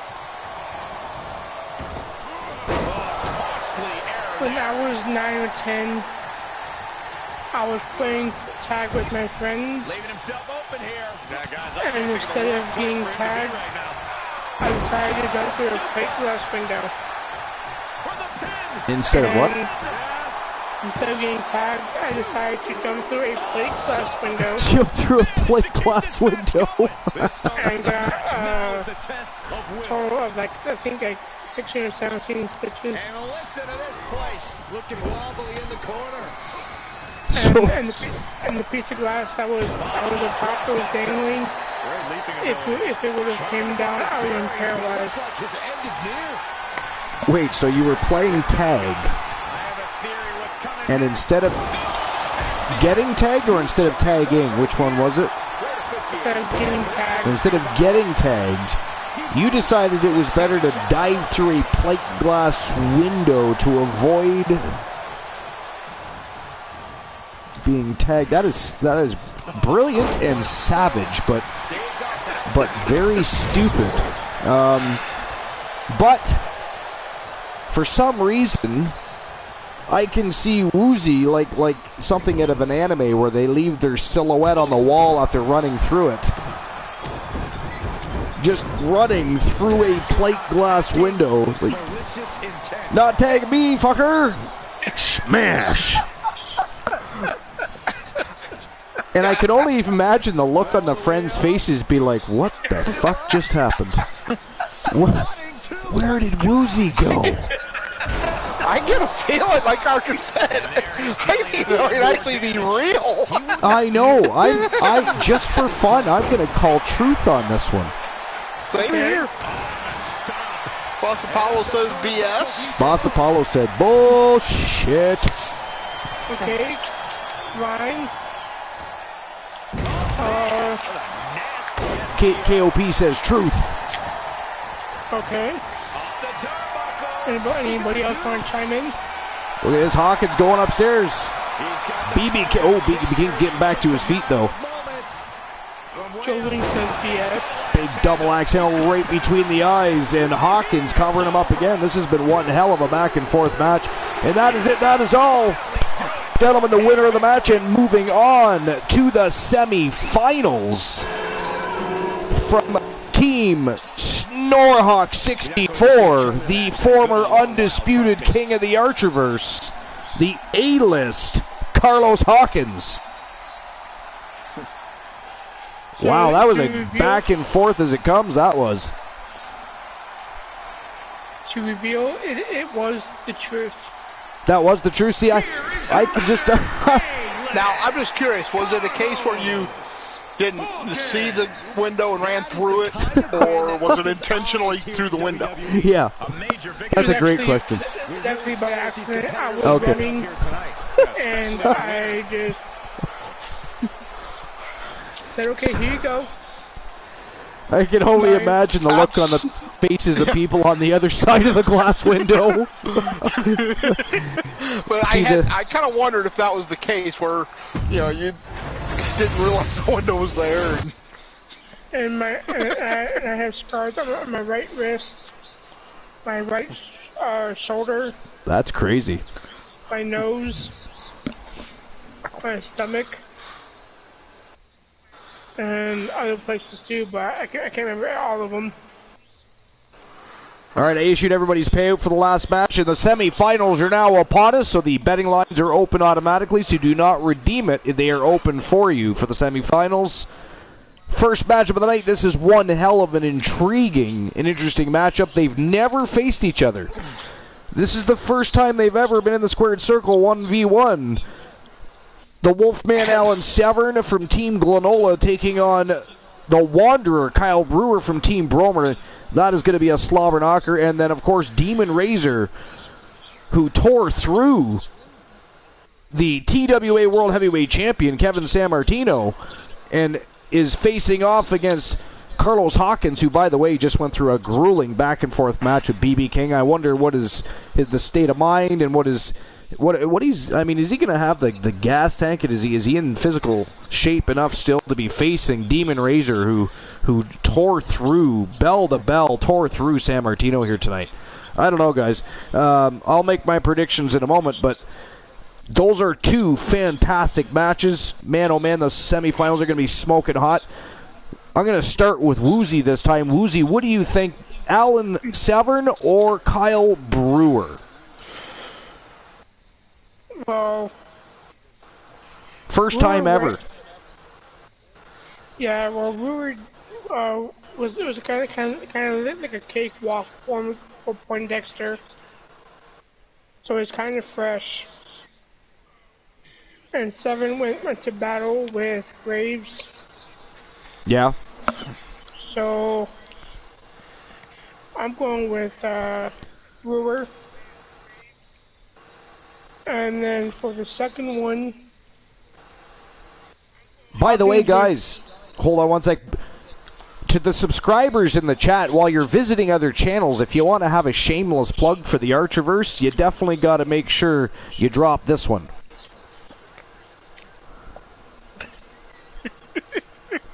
It is definitely a shameless plug, but it is so much fun to play with. Watch the Archerverse Wrestling Alliance bounce around on somebody's screen. It is fantastic. Sorry, go ahead, Woozy, with your predictions. Joe Lake says go time. And then I'm going to say Demon Razor over Hawkins. So you're saying Razor over Hawkins? Yes. All right, Glenola. And Brewer over Severn. And Brewer over Severn, yep. We got that one. I'm going with the Wolfman. Now, I thought the two had faced once or twice before. Not in singles competition. Yeah. Yeah. That's why I said they've never faced each other in a 1v1 scenario, yeah. Yeah. I couldn't remember for sure. But I'm going to go with Severn just because, you know, he's a damage sponge. The more damage you do to him, the more likely he is to kick your ass. So you're going with Severn and I'm going to stick with Hawkins. You're going to stick with Hawkins, the A-lister. So you think it's going to come down to the Wolfman and the A-list for the right to fight the Iceman. And again, the sad part of this entire thing is such a great tournament, and regardless of the outcome, King of Pro 259 has made a redemption that vacates the title immediately following the tournament. Yeah.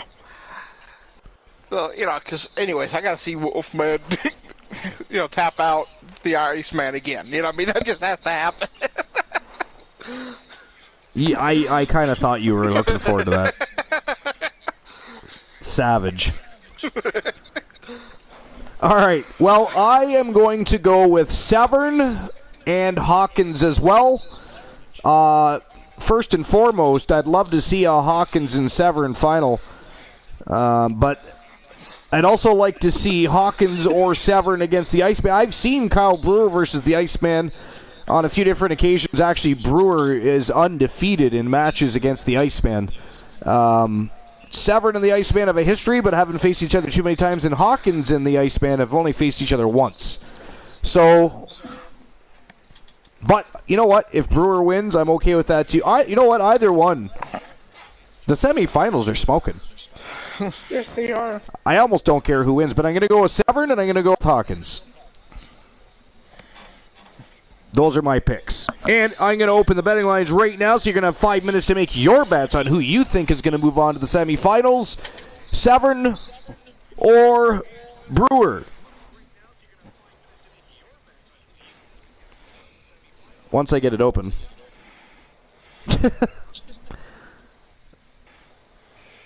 It's open. Did it open? Okay, I wasn't sure if it actually did or not. All right. It didn't look like it had yet on my end. All right, there we go. Perfect. 4.5 minutes to make your bets. And in the meantime, are you guys ready? I'm ready. I'm always ready. Fantastic, because it is showtime and go time. First matchup of the semifinals, WCW World Heavyweight Championship Gold Rush Tournament. Let's go. Archer, are you ready? I am ready. Ready to rumble, baby.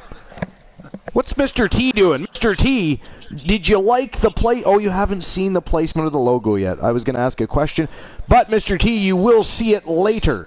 If you are still around, you'll see it because King of Pro, Mr. Sour Grapes that cut my cords and immediately redeemed a rematch. An unfair, by the way, unfair rematch against the one Elijah Archer for the TWA Heritage Championship later. But it is a very sexy new logo for the Coalition. Coalition has a surprise coming up in the near future for episode number 300. A plan in the works. It's always nice to have surprises when a plan comes together. All right, let's go. First matchup, semifinals. Severn versus Brewer. First time in 1v1 competition. And actually, you can see the video package a little better here, Glenola. I can't wait.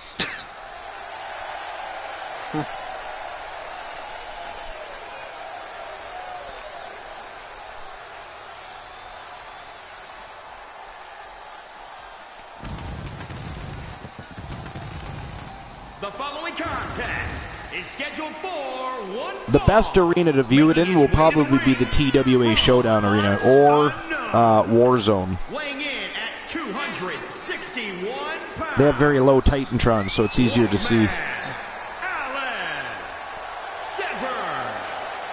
all about showing off for this superstar. They are fearless and want everyone to know. You say fearless, I say insane. Let's just call the whole thing off. But there were a few times there where you could see it pretty clearly. The Wolfman was laying a smackdown. A man who always considers himself main event material. I got a little bit of a glimpse, but it was hard to get a Yeah, view. the Thunder Titantron isn't in good position for it. Dogface, oi oi! Dogface in the house from the Doghouse. His superstar, of course, Fat Lad Mitchell Vaughn, who's probably watching this tournament very closely. Especially now that the circumstances have arisen that are going to put a big twist in the outcome of this tournament. From parts unknown, weighing in at 200. Team Bromer and the Wanderer Kyle Brewer making his way back to the squared circle. The Wolfman versus the Wanderer. First time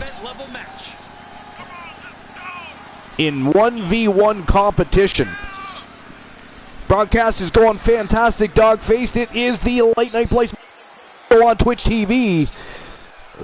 Great people, great conversations, great matches. You're here. The night just got a little bit brighter, a little bit better. Thank you for being here. Episode number 297, Dogface. We are only 3 away from episode number 300.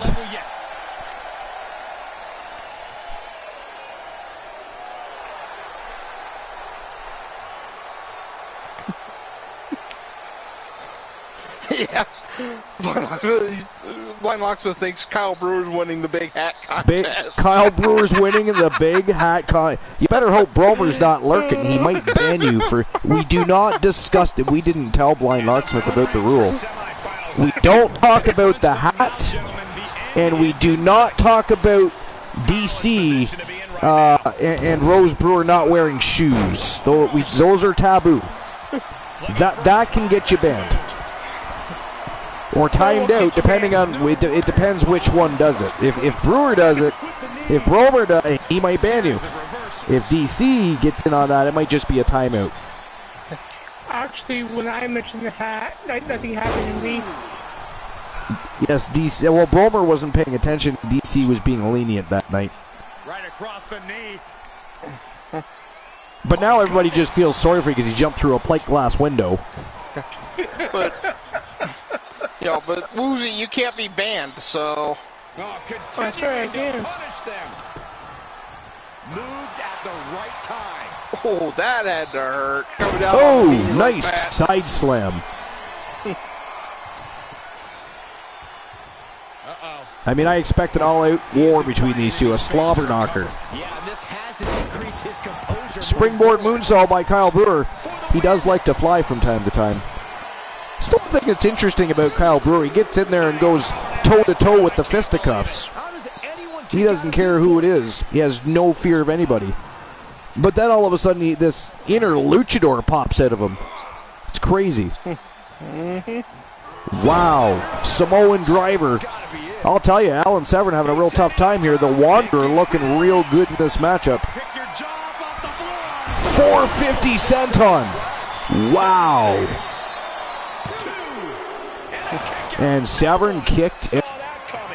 That man is tough as nails, though. You just asked the small man Jay Simmons, he will tell you there is no tougher man in the locker room than Alan Severn.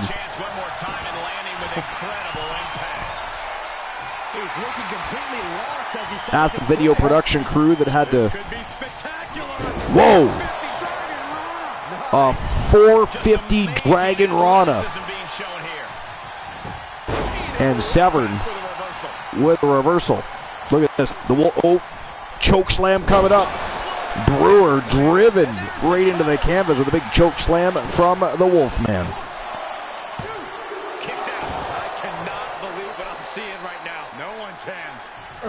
Wolfman looks like he's ready to howl. Bark at the moon. I did feel sorry for the Jay Simmons match, for all the housekeeping that had to clean up after it. Oh God, no kidding. Crucifix powerbomb. Wow, Brewer just barely kicked out there.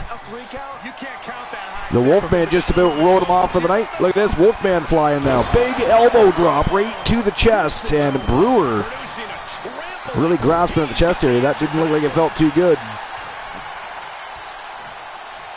There's the arm wringer, followed by the leg drop. Okay, he's re-entering the ring. Going way up. Brewer can't figure out what he wants to do. He's measured him up, though. Looks like he's going to fly again. Look at this. Oh, he nailed it.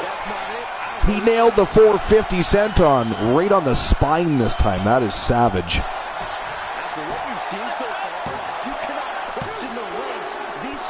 Wow. Severn kicked out again.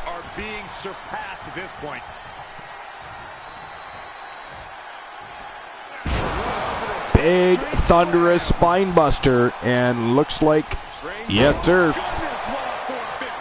a 450 right off the top rope. And he's going back upstairs again. He is not done. Another 450, this time a senton.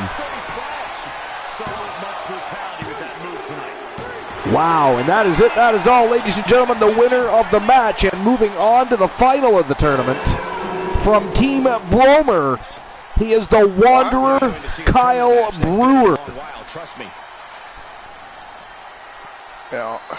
Well, the Wolfman didn't exactly get to the semifinals with the greatest of ease, so, and the Wanderer is as tough as they come. I mean, there is, I said before, there's no shame to losing to no, Wanderer.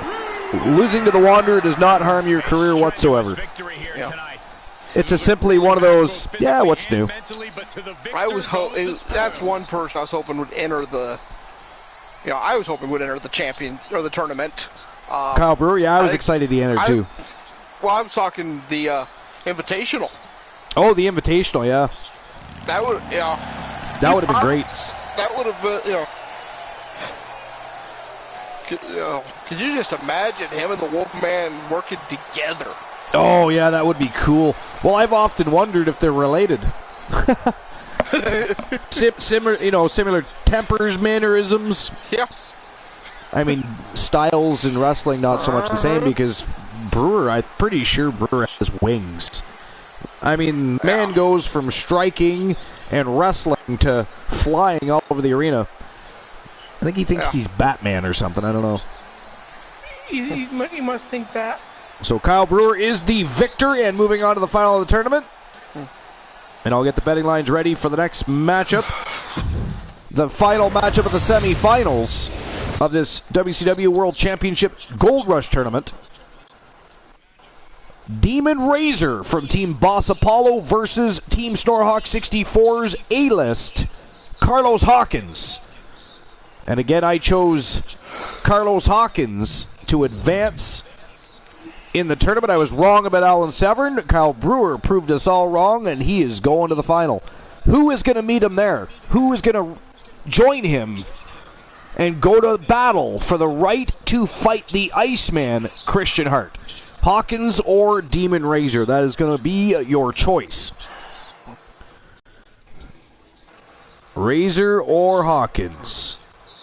Who's it going to be? And Woozy, you want to remind everybody who you chose? I chose Demon Razor. And Glenola, you chose Hawkins with me, yeah? Yes. Yep.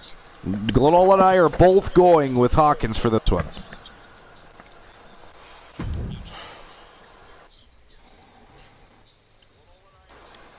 All right.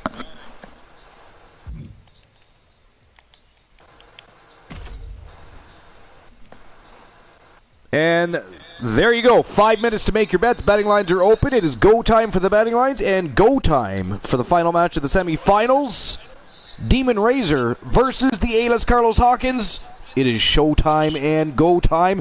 Let's go. And ladies and gentlemen, we are being graced by the presence of the mayor of Coolville, the leader of the Coolverse, the coolest cat in town.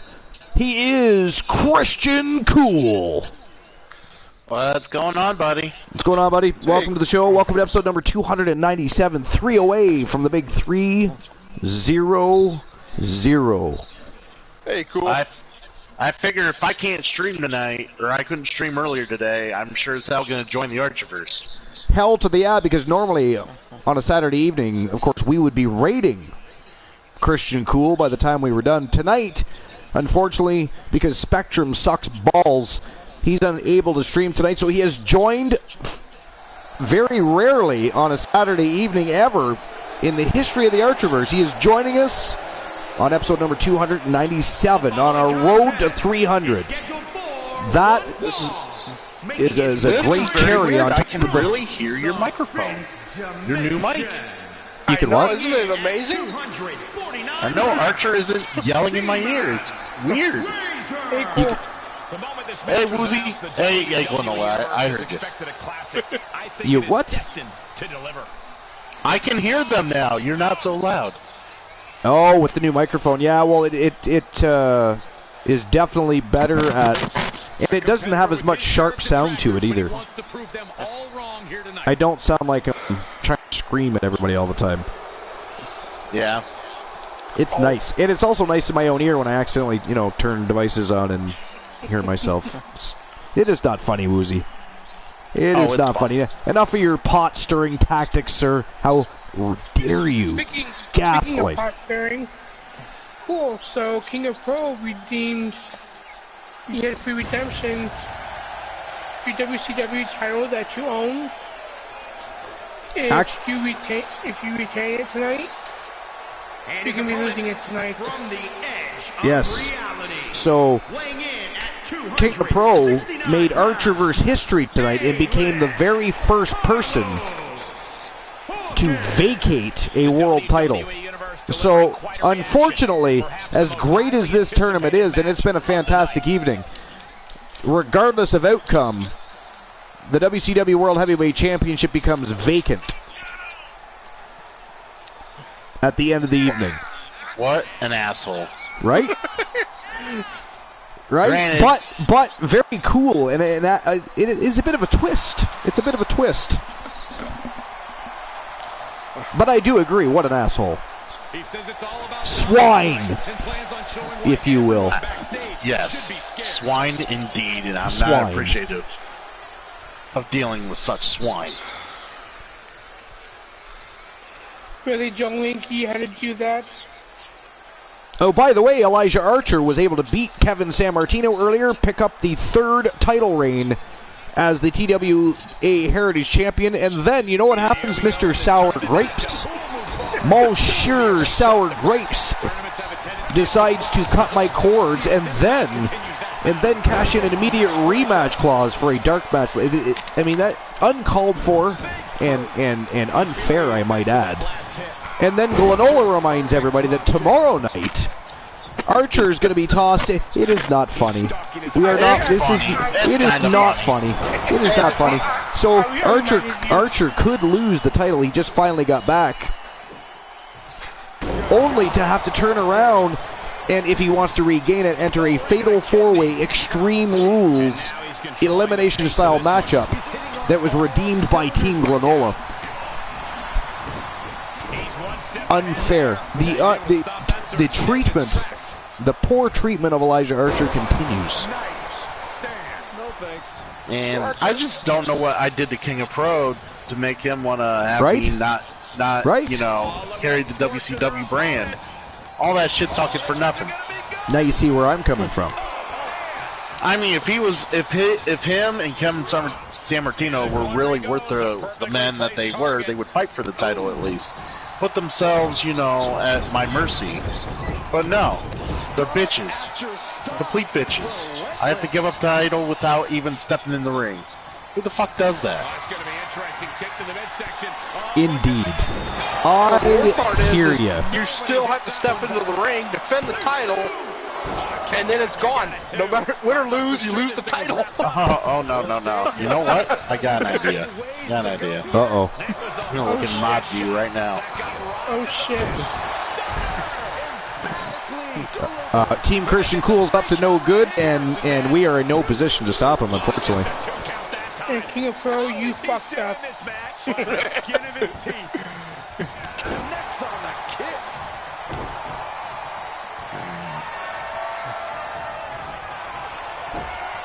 Oh, nice dragon screw leg whip.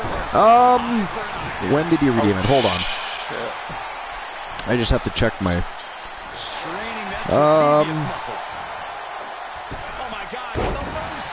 A long time ago. Heritage Championship Speedway. Over 2 hours ago? Yeah. I don't even see it. Yeah, I don't see it on here. No, me neither. I think he actually forgot to redeem it. No, I think it was redeemed. But I think it was. It's because he won. I see the TWA Championship gear change. He won the lottery. That has nothing to do with. It was. He Right. He won the lottery. He used the free. Oh, look at that! Demon Razor just submitted the A-list Carlos Hawkins, ladies and gentlemen, the winner of the match, and moving on to the final. The turn to face Kyle Brewer from Team Boss Apollo. He is Demon Razor. Wow, I did not see that one coming. I did not see that one coming. Well, but yeah, that was a free redeem from a lottery win. That is correct. All right, so I'll give everybody's payout from that. That was a very quick match. I was the only one who bet for Razor. Do we have any dark matches lined up after this? We do, but everything's been fairly quickly moving tonight, so if you have something you want to add, my friend, you feel free to do that, sir. I do. I feel violated. You feel violated. Well, there's a... I mean, yeah, you should. Yeah, you should. Joe Link did redeem a TWA Championship gear change. Hart Foundation versus the Legends. Who just did that? Joe Link did? This was a little bit ago. Oh, yeah, I see it.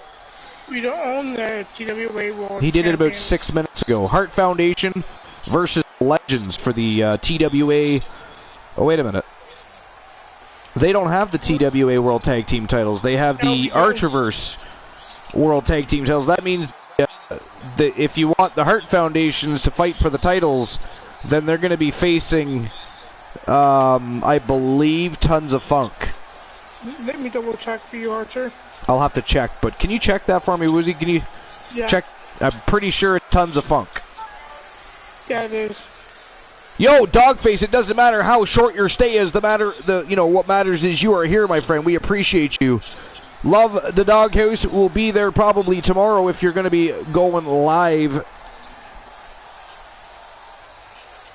But we appreciate you being here. Thanks for being here. If you've got to go, you got to go. You got to do what you got to do. And we will definitely have a great broadcaster. The very best in fantasy wrestling excellence, bar none, period. Day off tomorrow, back on Monday. All right, I will see you Monday then. Sounds good.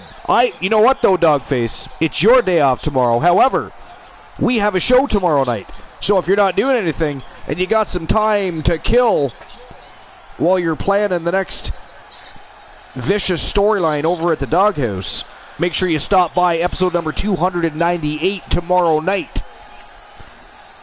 298, ain't it great? And we will be then 2 shows away from the big 300. So Demon Razor moving on to face Kyle Brewer. One of them will earn the right to fight the Iceman, the undisputed king of the Archerverse, Christian Hart from Team Christian Cool. All right. I'll get the betting lines open. Is it going to be Kyle Brewer or Demon Razor?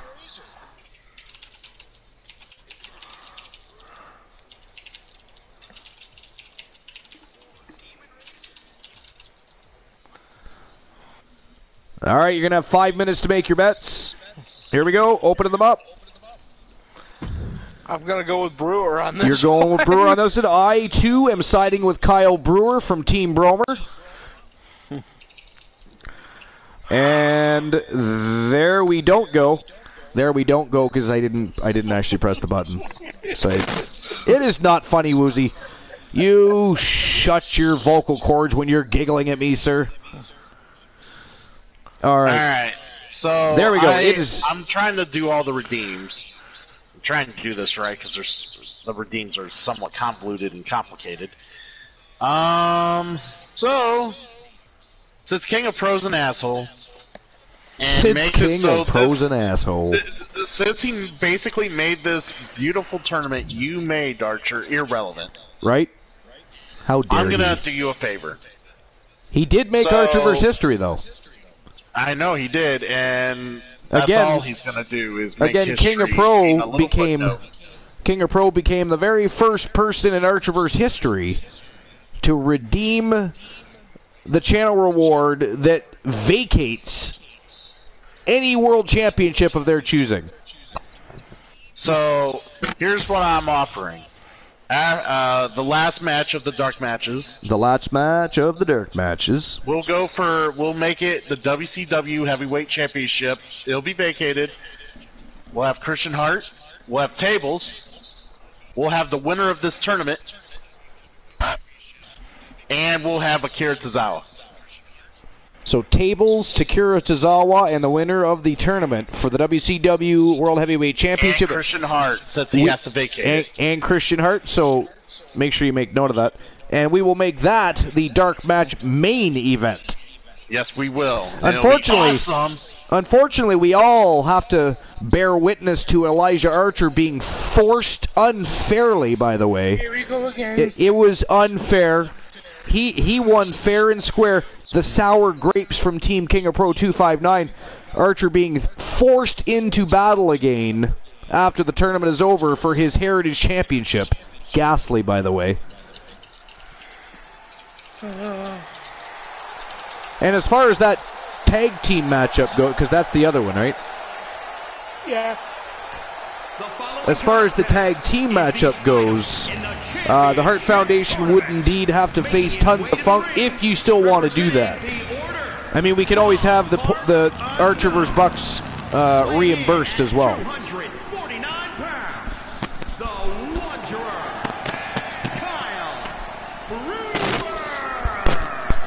That was ghastly. Actually, what's ghastly is the static feedback I'm getting. Is that your new headset, Archer? No, that's Woozy. Oh, that's Woozy. That is not me at all. Somebody's messing with their microphone. I wasn't. Matter of fact, I'll go on mute. He says that, but I heard the same sound as he said that. Christian Cool, did you hear that? Yeah, it's off now. He's messing with us. the dirty deeds done dirt cheap. From Hey, the great welcome. Glenola. First time in the chat, Sean Capelot. Sean Capelot, how you doing? Welcome to episode number 297 here at the Art.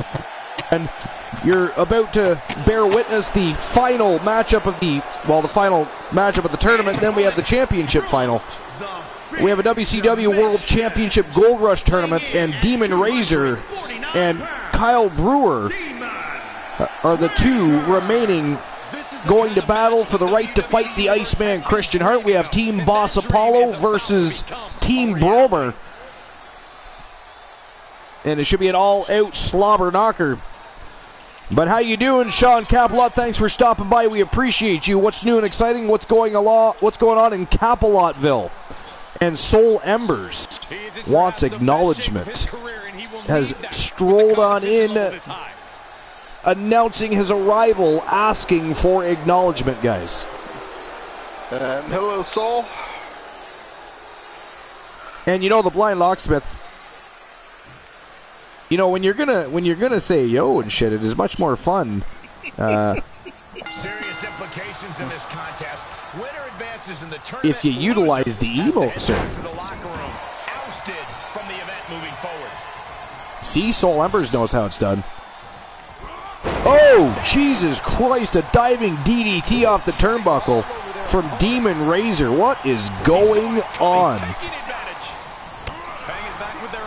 Well, Sean Capelot, we don't actually play anything here. We are a fantasy wrestling league. The very best in fantasy wrestling excellence, bar none, period, by the way.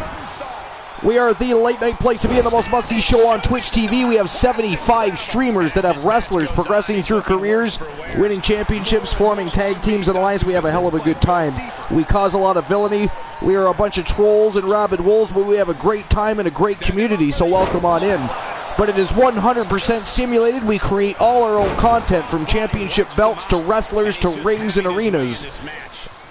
You have strolled on into one of the best communities on Twitch. We welcome you. Thanks for being here. And if you have a good time, if you haven't already done so, make sure you smash that follow button. That way when we go live, you can enjoy the show in its entirety with the rest of the army and the rabid wolves.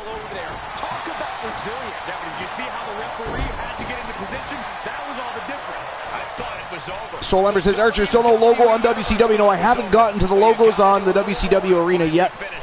I just made finishing touches to other parts of the arena, including the new logo on the side barricade that I replaced. I didn't like having the exact same logo that was in the middle of the ring, so I changed it up. And then I'm going to add, Vinny K is actually to blame. You are not wrong about that. He's a savage when it comes to detail. He wanted everything else perfected before adding additional logos to the ring apron or the barricade or any other part of the arena. But whoa! Just like that, off with a bang. He looked like he was going to breeze through. The Wanderer, Kyle Brewer, explodes with a comeback, turns the tides, flies around the ring, and ends Demon Razor's evening. Thanks for coming out. Lovely parting gifts. Next time, you don't have to go home, but get the hell out. The Wanderer Kyle Brewer is going to wander on into the championship final, guys. Holy shit. That was a fast match. Yeah, craziness right there. Indeed. So, all right, I'll get everybody's payout for that match. Kyle Brewer.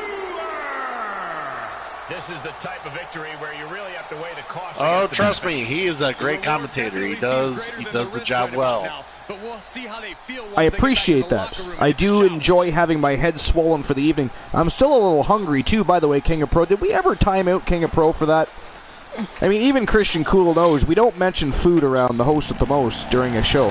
That is ghastly. Unless you're going to be going to the concession stands and bringing me food, it is the most ghastly thing to do. You know the irony of that is I'm actually looking for my phone to order pizza.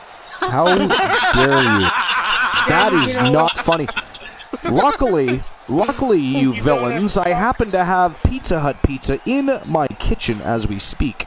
It is way over there. That's ghastly. It is way over there. And my dog just is not smart enough to go to the fridge and get it for me either. And plus, he would probably just eat it. I'm pretty sure your dog's smart enough not to eat that garbage. Well, where I'm from, Pizza Hut is one of the better. Unfortunately, the best pizza in town is actually a place called Gabriel's, and they make a fantastic restaurant-style pizza.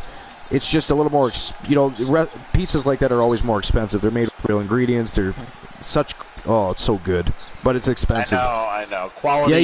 Yeah. Barter's a high price. I get it. Exactly. You're going to pay for quality when it comes to pizza pie. But, all right, so the Wanderer Kyle Brewer from Team Bromer with a big dub moving on to the championship final. Congratulations and a shout-out for Team Bromer. If anybody wants to get banned, because he probably is lurking. Well, actually, he might not be. Who knows? If he is, you are going to get banned, but you can shout him out if you want. All right, so the championship final is upon us. And he's banned for 2 matches. Why? What happened? I did a 1-match ban and no! So members in a swear jar. Wow, you villains! Woozy got banned. That is ghastly. See, at least when you get silenced, you can still type in the chat. When you're banned, you're banned. You don't get to say anything. Oh, he's cheating. He's cheating. Look. And how dare you swear on the Archiverse TV? This is a fucking PG television program. We do the swear jar. Is there a swear jar? There's no swear jar. You're not allowed to say fucking before the PG. Oh, Woozy got the swear jar. See, I can say fuck. I can say fuck. Fuck. But we can't be PG if you're gonna be fucking it all up. Oh yeah, right. Sorry. Back to the PG. We don't fucking swear. It is a PG. So I did it again. Sorry. Hold on. There will be no cursing. I can't do it. I just can't do it. That's one of the joys of the Archiverse as opposed to Vinny K, who demands a PG show. Soul Ember's got one Woozy TV redeemed cut the cords, but didn't say who he cut the cords on. Ha. Or is it Soul Embers? I'm trying to figure that one out. One Woozy TV redeemed cut the cords, but you didn't. No. See, it's too late now. You redeemed it without stating who it was going to be. That you don't get to just throw down a redemption there and decide later who you're going to cast it upon. That is ghastly. What do you guys think? I think that's ghastly. I think it's ghastly. I think you're cheating, sir. You're cheating. You're just trying to be like King of Pro and have sour grapes, trying to stir the pot. What does everybody else think? Does everybody else think that is bullshit? If Soul Embers chose Woozy for the swear jar. So, but Woozy did redeem a cut the cords. Woozy did? Yes, he did.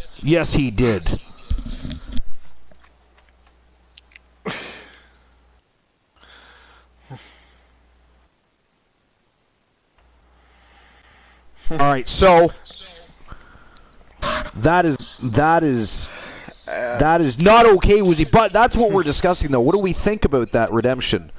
Is it a bullshit call because he tossed it down and didn't specify who it was for, and then just decided on a whim later to, we'll just make it Archer is the one we're going to cut the cords for? Now, cut the cords is only, as Blind Locksmith mentioned, that's only you, Archer. There is no choice in that one. That's right. I forgot. I didn't change that. I was supposed to change that. Woozy, I blame you for that.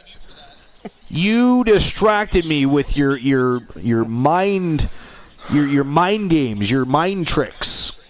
But I will be lurking, everybody. But have a great night. I do have to jump off here. All right, Glendale, have a great evening. Thanks for being here. We are in good hands. We have Captain Cool, and we have, of course, the villain Woozy, who's still around, just, temporarily absent. Compliments of Soul Embers, and at this point, I kind of am happy that Soul Embers did what he did. Seeing how I now have my cords cut for the match. Actually, what is that? That's a 10-minute. That's 10 minutes, right? Yeah. All right, so Christian Cool, you're going to be flying solo for 10 minutes, my friend, because of we know Woozy. Thank you.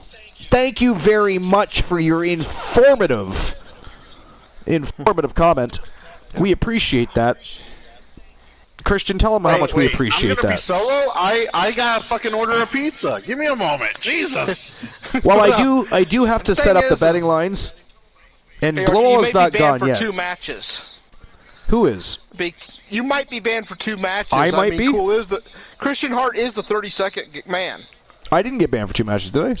No, Wait a minute. but it's 10 minutes and. Oh yeah, I got you. Hart, it could happen. Man. Oh yeah, I'm gonna miss the whole rest of the show. Oh boy, never. You know what? I hadn't thought of that. That is, you had to put that in my head before you left. You had to go there. That's lovely. Okay. Have a great night. Have a great night. Let's just put, yes, thank you, Glenola, for being here. As always, the great Glenola leaving with a little bit of villainy. This time, mental warfare is his game. All right, I'm opening the betting line right now for the final matchup, the championship final. The Iceman Christian Hart from Team Christian Cool versus the Wanderer Kyle Brewer from Team Bromer. And, of course, after the match, because of King of Pros Redemption, the championship will be vacated. However, Team Christian Cool has resolved that, and the winner of this matchup will, of course, be put into a matchup in the main event, and the WCW World Heavyweight Championship will be re-awarded in the main event of the evening. And, of course, Christian Cool will remind us who the contestants of that match are when he arrives back on the scene. In the meantime, is it going to be Hart or Brewer?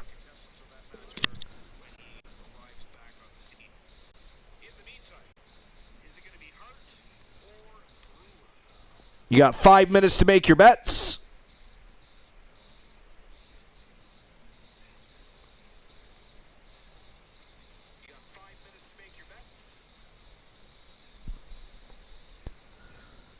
All right, there you go. Betting lines are open. Put your Archerverse bucks where your mouth is. But the betting lines are open, so it is go time for the betting lines, and it is show time and go time for the championship final of this WCW World Championship Gold Rush Tournament. Let's go. And this is going to be a great matchup. These two have faced each other in the past, as I said before. As a matter of fact, Kyle Brewer holds 3 victories over the Iceman.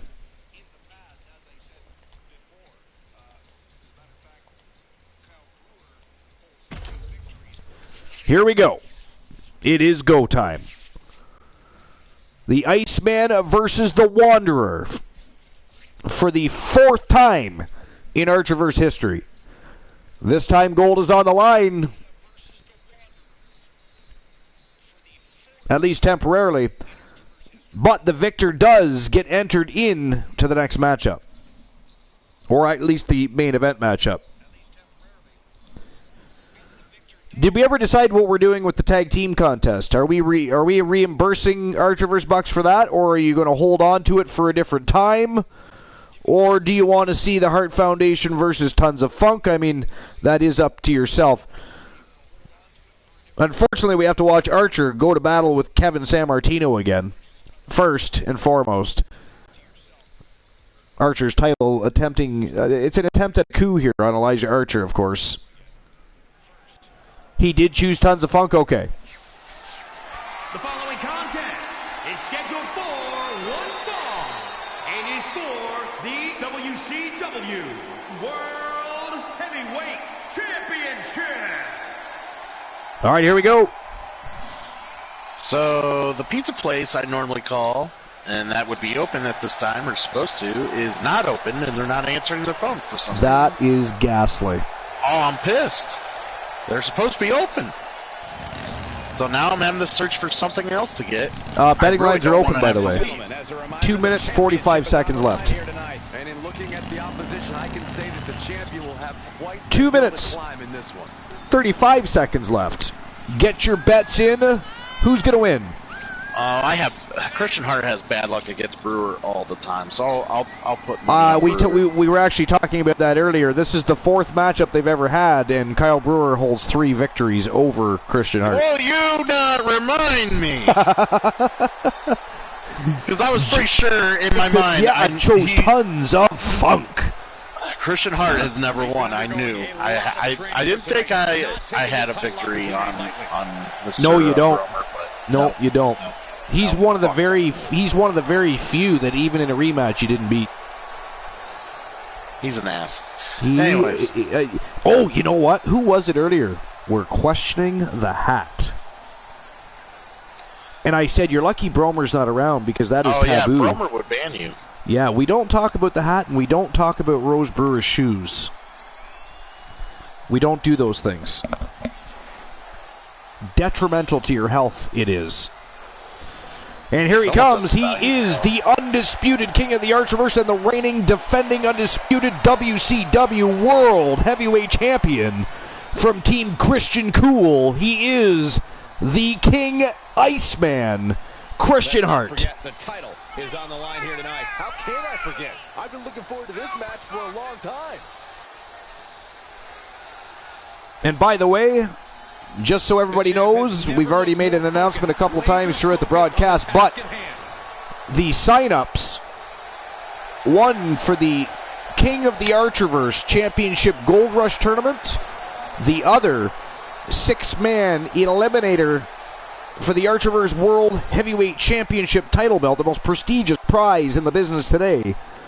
For episode number 300, the sign-ups are on Discord right now. The tournament is almost full already, and Tables has already tossed his name into the ring. The Blind Locksmith, Kyle Brewer, has a very large hat, and we don't talk about it because Team Bromer likes to ban people. We don't talk about the hat. It's dangerous, and we don't discuss Rose Brewer's shoe situation. That gets people timed out. One can get you banned, the other time. Either way, you know, it's like being put in a corner with a dunce cap.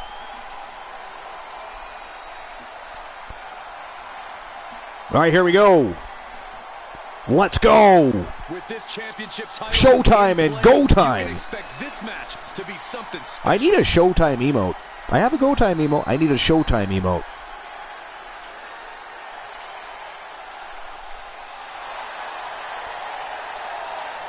Archer, we don't talk about the Brewers. I know, Soul. That's the point we're getting at. We're just trying to ease it in there. And then eventually we just lay it on the line. You don't talk about the Brewers. You talk about the Brewers, you might die. Championship that gained a lot of prestige in short order, guys. Yeah, I mean, once a title match is called by yours truly, you know it finally matters in our industry. Oh, Team Bromer's guy is the Wanderer Kyle Brewer, who for the 4th time in Archerverse history is going one-on-one with the Iceman.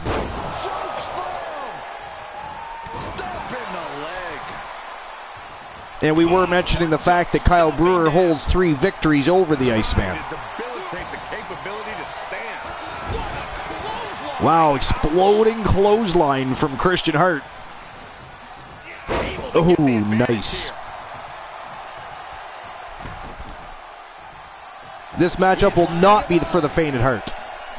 All right. Food ordered. Who'd you order from? Nicely done. Local area. Local area. This is going to come down to who wants it more. Kyle Brewer pulling out all the stops here. He got a quick start, and he is maintaining a pace, but Christian Hart, you can tell, The champ now absorbing a little damage. even though he's in peril, he's studying Brewer's moves. Oh yeah, he's a learning machine even when in dire times. Oh my God.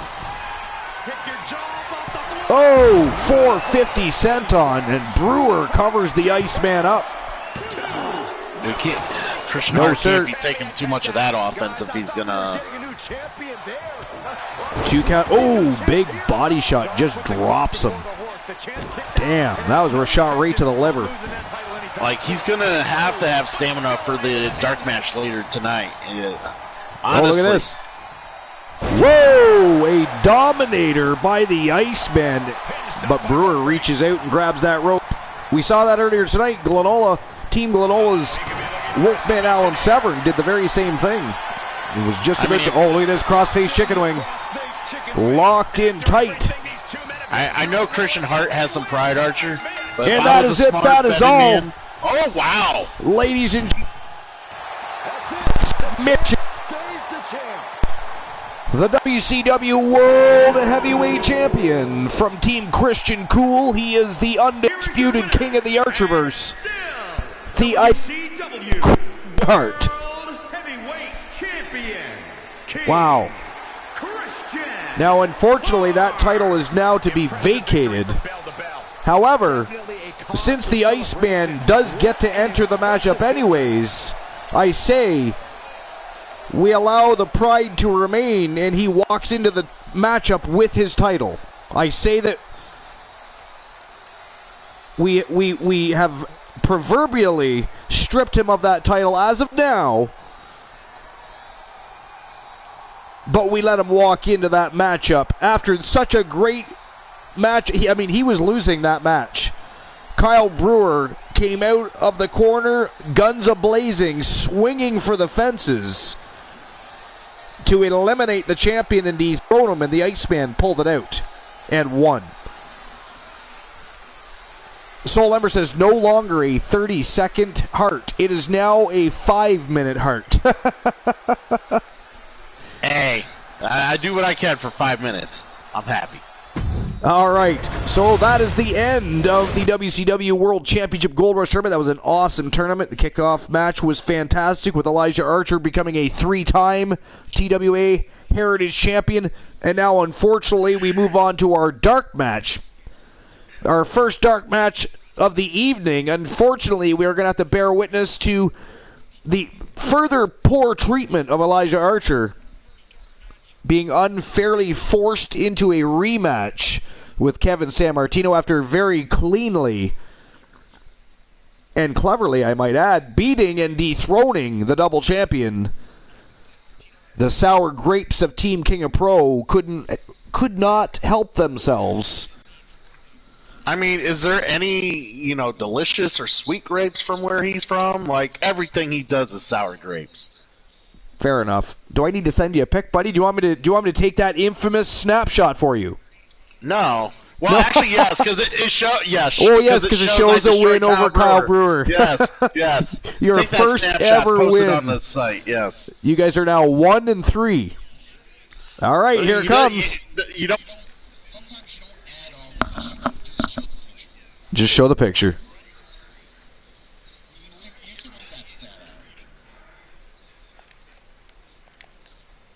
All right. The infamous snapshot for our Victor. There we go. Even though he's on the broadcast. You are welcome, sir. You know that? You are welcome. I am a very welcoming guy. Hey, you'll get to see, if Mr. T is still lurking, you'll get to see the new logo for the Coalition. That's the only good thing. The only good thing about Archer being forced into competition, which is ghastly, unfair, unjust, and uncalled for, by the way. Just saying. That's a pretty strong opinion. It is. Damn it. It is. Unfair. All right. Here we go.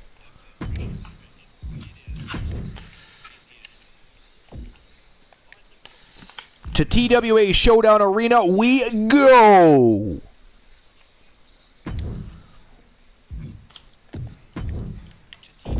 Whoops, wrong way. I do not know my alphabet. The self-proclaimed savior of the Archerverse from Sour Grapes, Team King of Pro 259, challenging the one Elijah Archer for the TWA Heritage Championship, which for the third time Archer now reigns supreme in that division. But here we go. Does anybody want the betting lines open? And I do have to give everybody their payout from the last match, too, so I'll do that right now.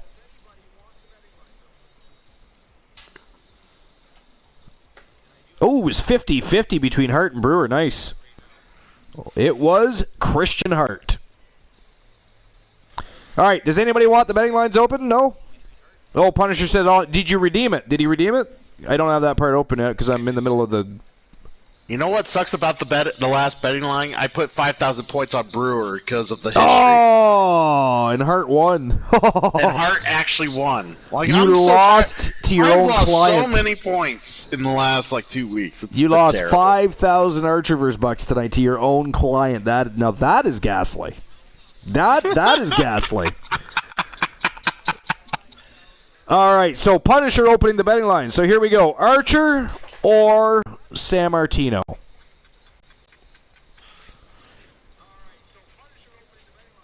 The one or the Savior? You'll have 5 minutes to make your bets.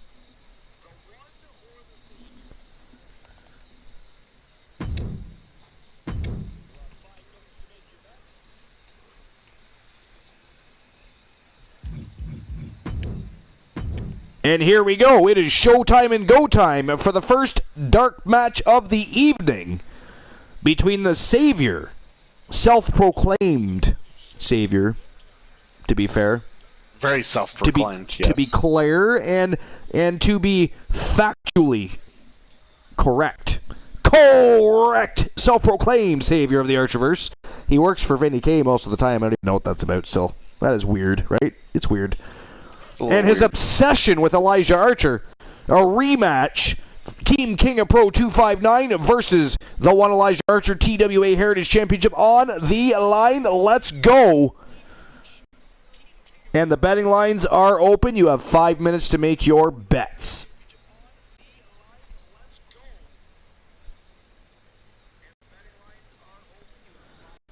Go time emotes. Let's go. And by the way, just for a reminder, when you're a part of the Army and you're off on other channels visiting, if you happen to be a subscriber and you want to have a little shameless plug for the late night place to be in the most must-see show on Twitch TV, the very best in fantasy wrestling excellence, bar none, period, make sure you drop this. The Wrestling Alliance Heritage Championship. Yeah, baby. Yeah. Gentlemen, I think a fight's about to break out. All right, here we go. The one, Kevin San Martino. I was going to say the one and the only. I don't know why I stopped with the one.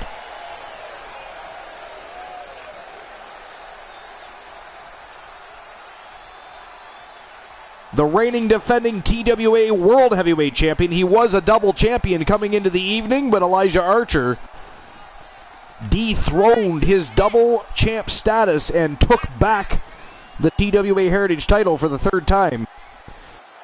Kevin San Martino now looking to redeem himself after losing to both Archer and losing out of the tournament.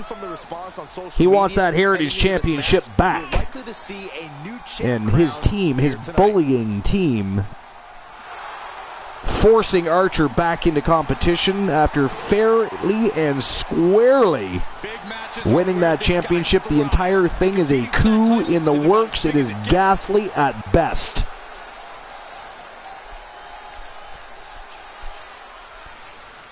On the bright side of things, we do get to see the new coalition logo. I mean, if you want to chalk that up as, you know, to a light at the end of the tunnel, of course.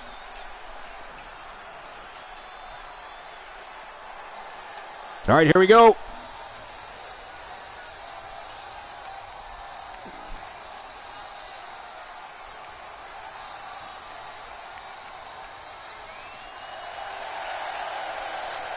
He is the reigning, defending, undisputed TWA Heritage Champion, the one Elijah Archer.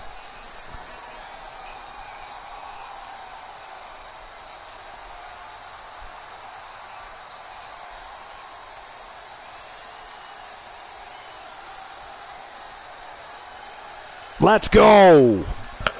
Let's see if he can defend. That is a problem he has doing. He wins titles and has a real tough time sometimes defending. However, to be fair, he's always facing elite level competition, so there's that. Is that the new logo? The one on his hat and the one on the back of his jacket, yeah. I like the one on the hat. It gives me a put my hand on you in the head. How dare you?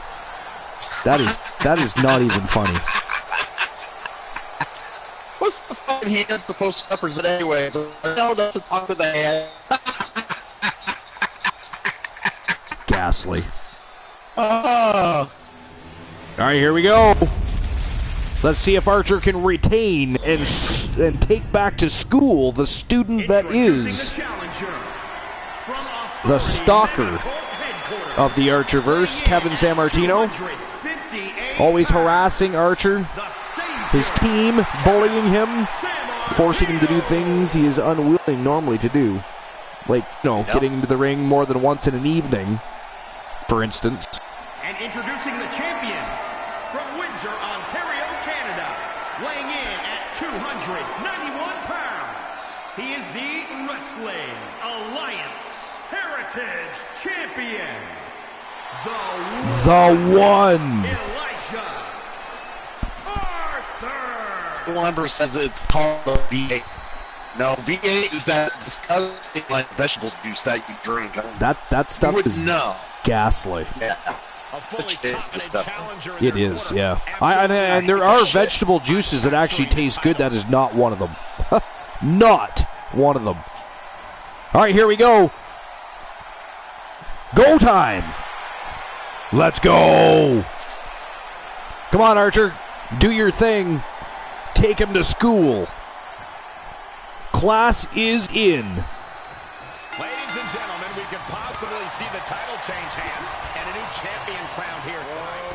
Don't you think Oh, Archer evades the flying forearm. Nice evasion.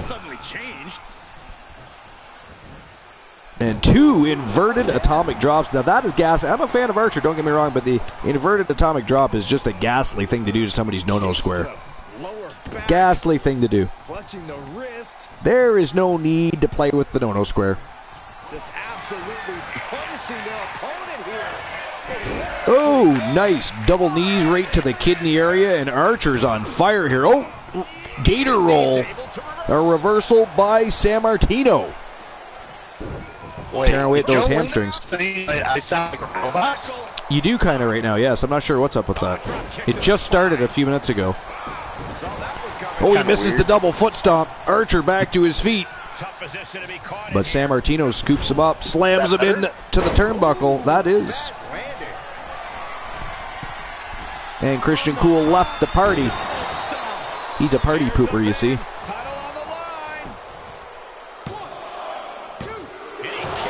And he kicks out at 2. I'm actually a little surprised he even got a 2 count there. Of course, both gentlemen have been already in competition tonight, so not necessarily at 100% stamina-wise.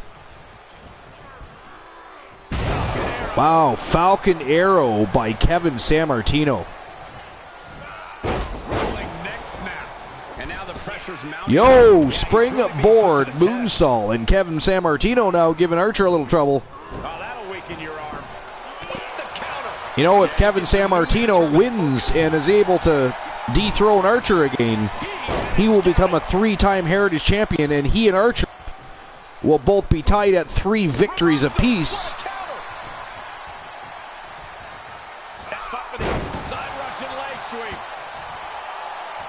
But Archer back on the prowl here. He's going to pull out all the stops to retain that title.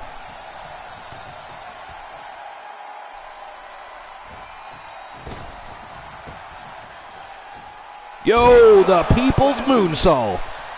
Shoulders down now. Is it enough to retain the championship? 1, 2. A close count for the champion. Not only San Martino kicks out. Almost lights out.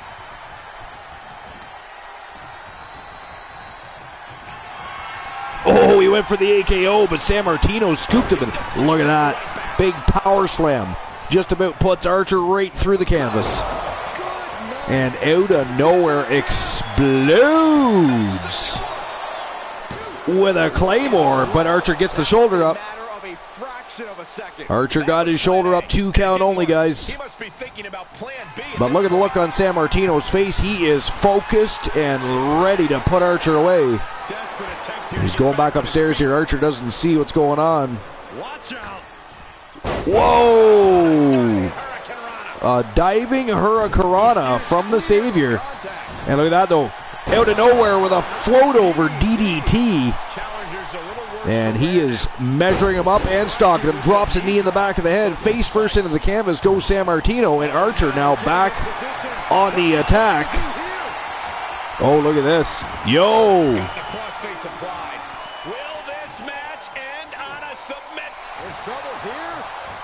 Oh, elbow to the face. San Martino fighting out. He breaks free. Big right hook. And look at this. Nails the flying crossbody. Good springboard move off the ropes by San Martino. Archer blocks the kick. Christian Cool cannot perform. That's all I ever read because that's the best part. I love that. Christian Cool could not perform. It goes right along. Well, we can't use it anymore, but when we could use the 30-second story.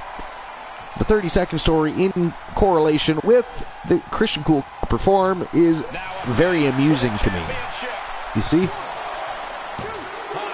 Oh, San Martino kicks out again.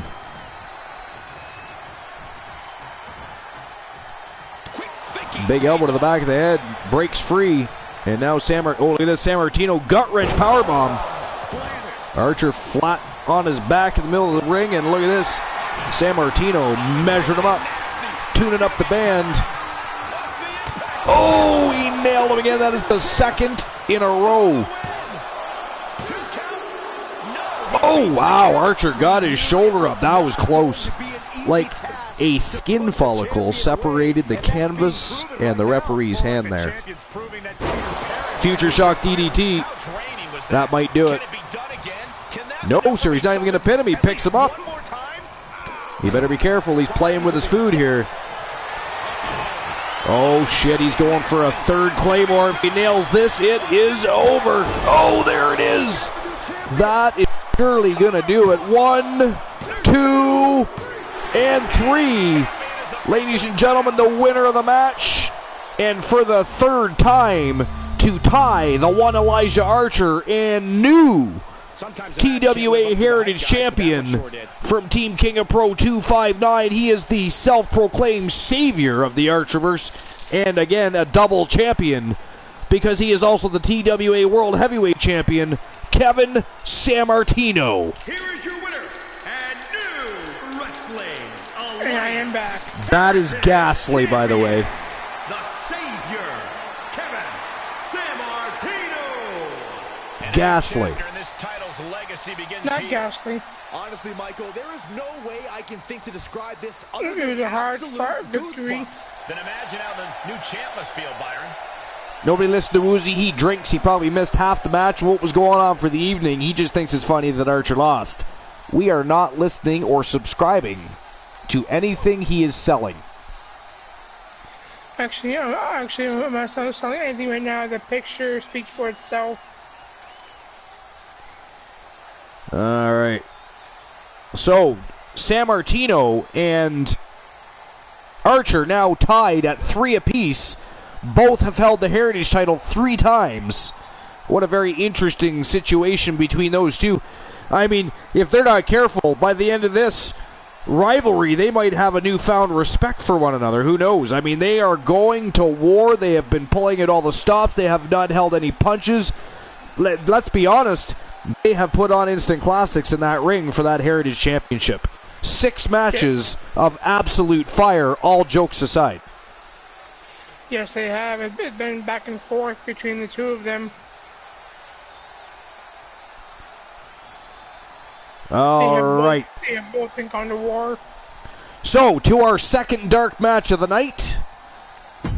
It is going to be a trip to the tag team division. It is going to be the Hart Foundation being gifted a tag team championship title match against Tons of Funk for the TWA World Tag Team Championships. And that is next.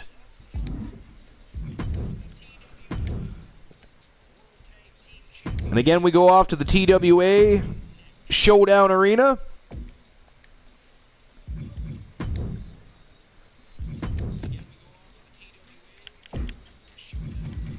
The Iceman Christian Hart going back. He's going to be a busy boy tonight. He just defended his title in a tournament. Now, mind you, he wasn't in the actual tournament. He was just the champion riding the pine, waiting for the victor. But now he's being tossed into a tag team matchup, and then he still has to go back and try to regain the WCW World Heavyweight Championship. A busy boy is the Iceman tonight. Holy hell. Yes, he is. So the Hart Foundation taking on the All-American Uptown B. Henry, the leader of Tons of Funk, one of the three from the place to be, Trigger Talk TV. And his partner in crime, the villain of the Archerverse, Kareem Key Woods from Team I'm Just Key. It is Team Christian Cool taking on Team 3TVB and Team I'm Just Key for the WCW World. No, sorry, it is the TWA World Tag Team Championships.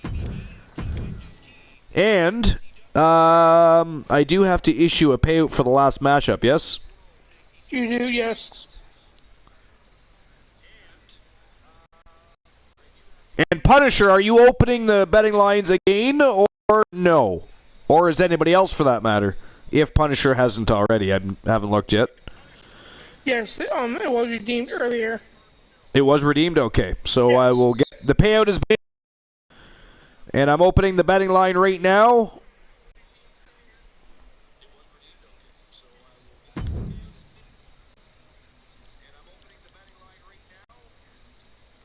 So is it going to be Tons of Funk or Foundation?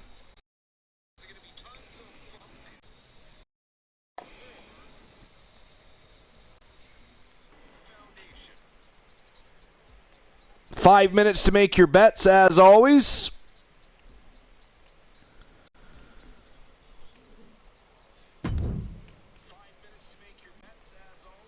And there we go. Betting lines are officially open. So it is go time for the championship betting lines. It is also go time for the second dark match of the evening. The second of three. This one is a trip to the tag team division for the TWA World Tag Team Championships. The Hart Foundation, led by Team Christian Cool and the Iceman Christian Hart, taking on Team 3TVB and Team I'm Just Key. They are from Tons of Funk, and they are the reigning defending TWA World Tag Team Champions. This, Woozy, should be a slobber knocker. Two of the very best tag teams in Archerverse history. I would agree. Now, who are you throwing down on, Woozy? The Hart Foundation. The Hart Foundation. All right, while these guys make their way to the ring, you can tell us why you're choosing the Hart Foundation. I'm just going to take a quick trip to the little boy's room. I will BRB Woozy. Actually, no, you still need to do that redemption that I redeemed earlier. Which one? Cut the cords. Oh, you son of a bitch, I forgot about that. Damn you. Fine, I will take it right now. That means you're flying solo until Christian Cool gets back, just so you know, funny fucker. Oh, I know. Haha. Karma. Do not bore my audience. I will ban you. It is TAV for life, but I will ban you for life. You swine. I will return. No, I'm not, so don't even go there again. I'm not going to have this argument with you. It was for two matches. It was the finals of the tournament and the first dark match. Those are the two matches. Nice try.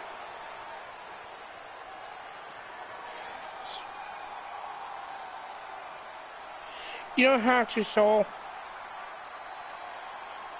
So anyway, who do you guys have in this match? I choose the Hart Foundation because they've been on a roll. So yeah, that's why I chose them. And I think they can do it. I know they can. They are the Wrestling Alliance. I'm a big fan of Bret the Hitman Hart. Always have been, always will be. Tons of And coming up next, ladies and gentlemen, is our tag team what do you guys think of the and this is the one I've been waiting for all day. team What these for teams can do IRL inside that ring never with ceases Edge to amaze and me. Demon Priest? What do you guys think of that tag team?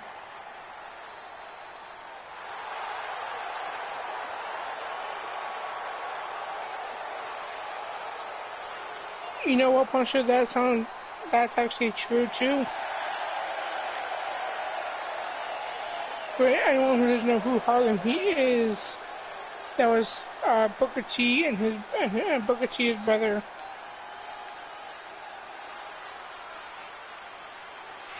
Joe Link, I would agree with you on that.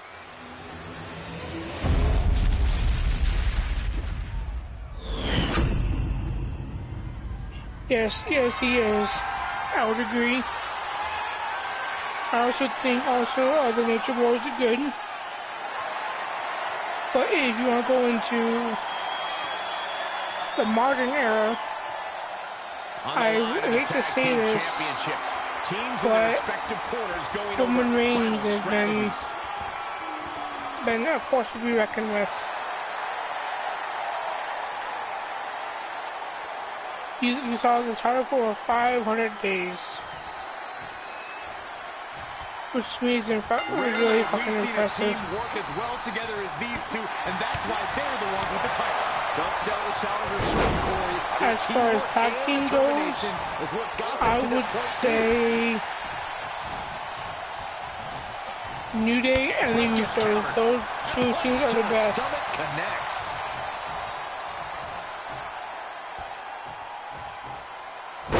Slam. Good night. Oh, just turn that around. Punch.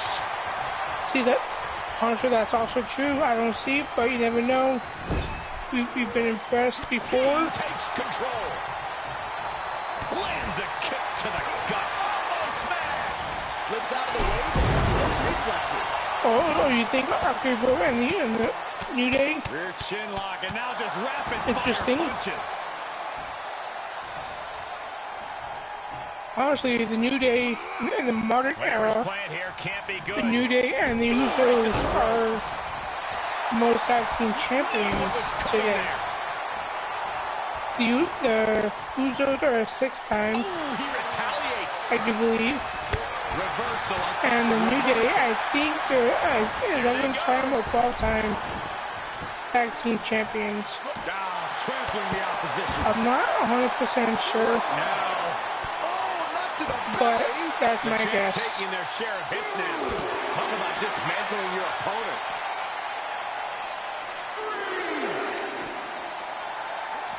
And I like what they're doing with Damian Priest and Edge. The heel persona.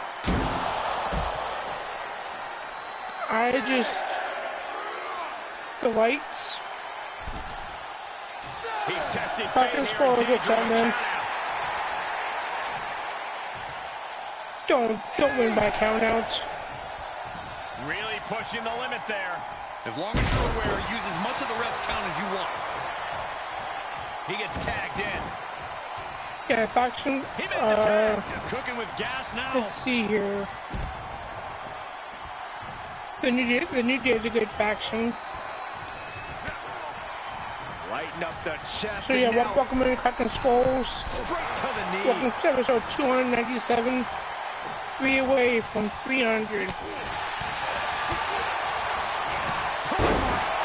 what impact. You missed a good tournament. And it was a barn burner. It was Billy tonight, of course. On the counter. Waistlock. Some star job for Redeem, stuff like that. Okay, right now it's Tons of Fun versus the Heart Foundation for the TWA Tag Team Champions.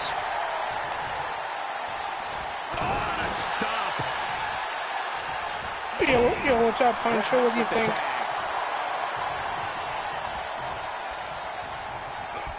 That would be amazing. That actually will be Quick reaction to Hart there. Yeah, King of Pro, that's because I hit the court, cut the cord on Archer in the finals of the tournament. No good reason to stay in this That right he never redeemed. Kick out and one for the challenger. He is certainly sending a message, getting his shoulder up. Damn, Archer, you get another 10 minutes on cut the cords. Just carrying the opposition anywhere they want. Wow, that's ghastly. Can't prepare your face for that. Tagging his partner in now.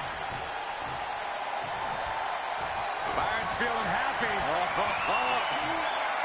And welcome back, Christian Poole. Another one bites the dust to the champ.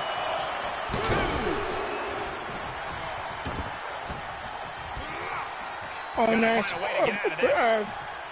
Christian Hart broke up the pin. Wow.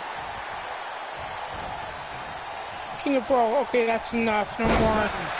That's ghastly. Setting up.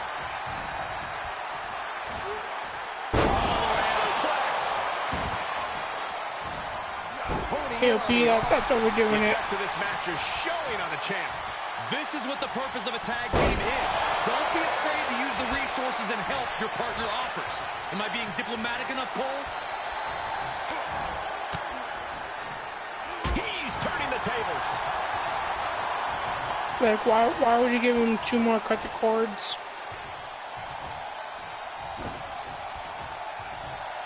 I just don't know why you would do that.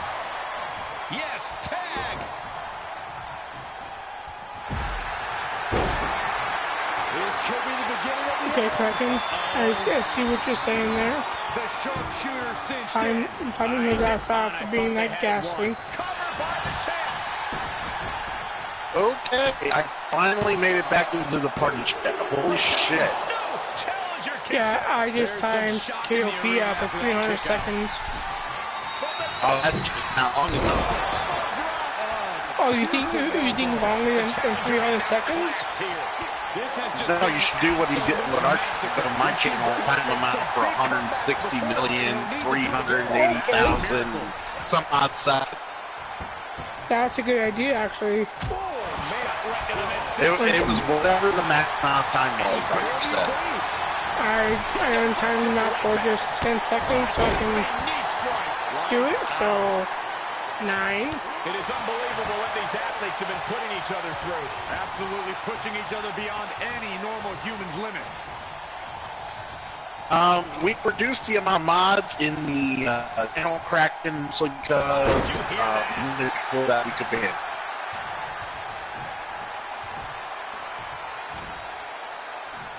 Oh, saw it coming.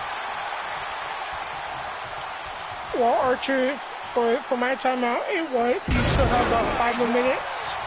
Tagged in. But KOP hit 2 more on you. Oh, this is gonna hurt. Oh, and that buys some time. Right to the jaw. Just punched him right in the mouth. Relentless. Enough already. What a punch. With the tag is Bret Hart. So because he did that to you, Archer. I'm timing him out for you.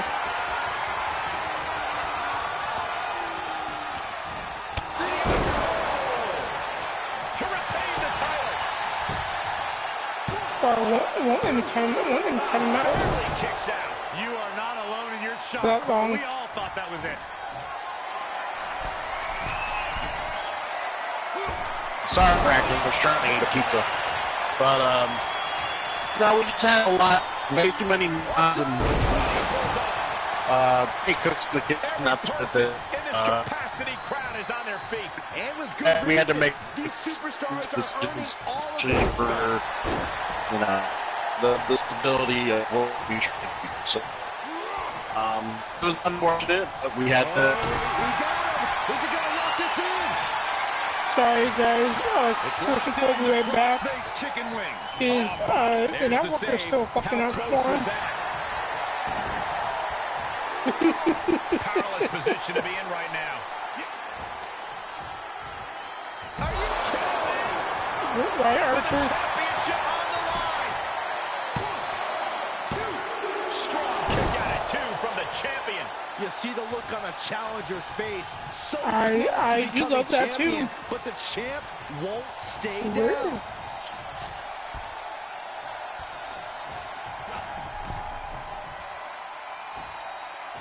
And Brett gets countered. There we go. Here he comes off the KOP tag. been tied up for 6,000 seconds. Oh, what a punch. That's how you stop your opponent. But don't worry, Cole. Archer, I got your back. These superstars on. Pumping the adrenaline they so desperately need right now.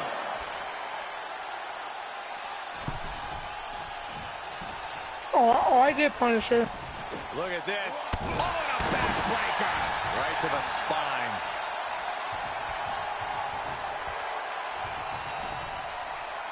So now Christian Hart is tagged back in.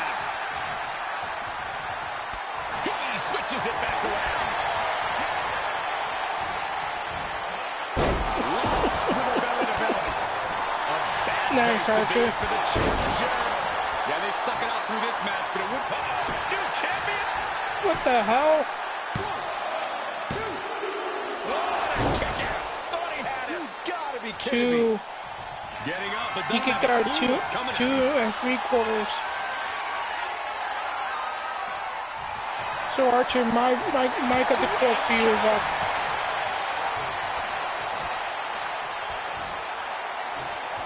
All the way up. Still up.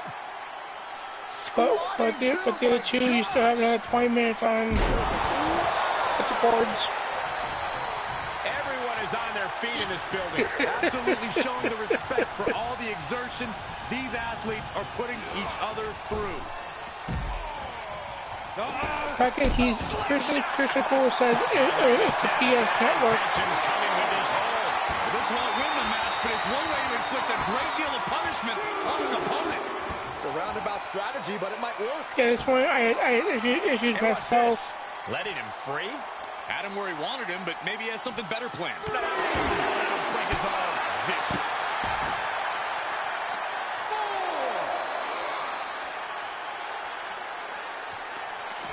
Just carrying the opposition anywhere they want. 5, 6. Interesting. Now get back in the ring. I'm also kind of buzzing, and I have some to drink as well. Okay. Bret Hart looking to put this thing away. He's got the sharpshooter. Bret's got the sharpshooter. Oh, and he saves his partner there. Man, here's the pin. Sharpshooter locked in. 1, 2. Pinfall 1, 2. Resiliency. Kick down 2 3/4. Breaking skulls. Sounds like you already took a few for me. You probably did, Cole. You probably did. Face first with a waistlock takedown. Tag is registered. But this has been one hell of a match. Back and forth. It's been one-sided. And yeah, I just want to say that Proclamation wins. You've got to believe that some doubt Pinfall is creeping 1, into the champ's 2, head. kick down 2 and 3/4 again. The champ bargained for. Back and I like forth. the look in his eye here, Coach. You just don't know who the hell's going to win the match. I think the champ's got it. Face full of turn. Nice move. The shoulders were not down. 1, The referee was right 2, on top of it. kick down 2 and 3/4. Holy shit, what the fuck. He gets sent down to the... Right, Jolie? I would agree with you on that. Oh, no. Oh, not to the belly. And his torso continues to be targeted. That could be disrupting the flow of air at this point. Jarring impact. So it says Brewer and Hart, right? Stops.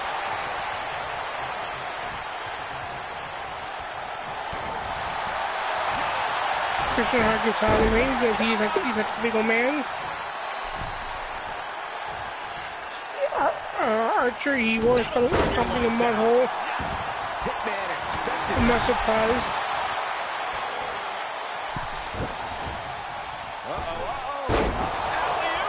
And this is the visual evidence of all the destruction he's done to him. Keeled over. Just because when you think Santa Funk is going to win, the Hart Foundation comes back. And when you think the Hart Foundation is going to win, Santa Funk come back. Nice move, nice submission. Is he going to submit? Is he going to submit? Holy shit, will he submit? No, he does not. All-American B. Henry breaks it up. Yes. We all thought it was over. Going for a pinfall. 1, 2. Nope. Got broken up. That'll break his arm. Vicious. With the tag is Bret Hart. Damn. Arm stomp. But the Hitman Hart tags in. Pile driver on its way. Going for a pile driver. Still shows no signs. Jumping pile driver, I should say. Yeah, Bret continues to maintain that now, precision. Christian Hart, but the Hitman Hart is dragging him to the middle of the ring. Going for a pinfall. 1, 2. All-American B. Henry breaks it up. Right to the kidneys from behind. Yeah, B with the save. From the Hitman. Nice reversal from the Hitman Hart. He retaliates. He should not have been focusing on B. Henry. Great counter. Reversal.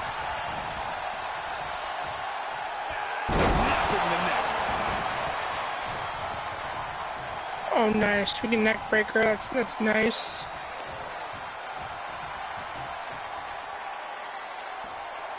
Dragging him to the middle of the ring. Going for the pinfall. 1, 2. Now Christian Hart breaks up the pinfall. Holy shit.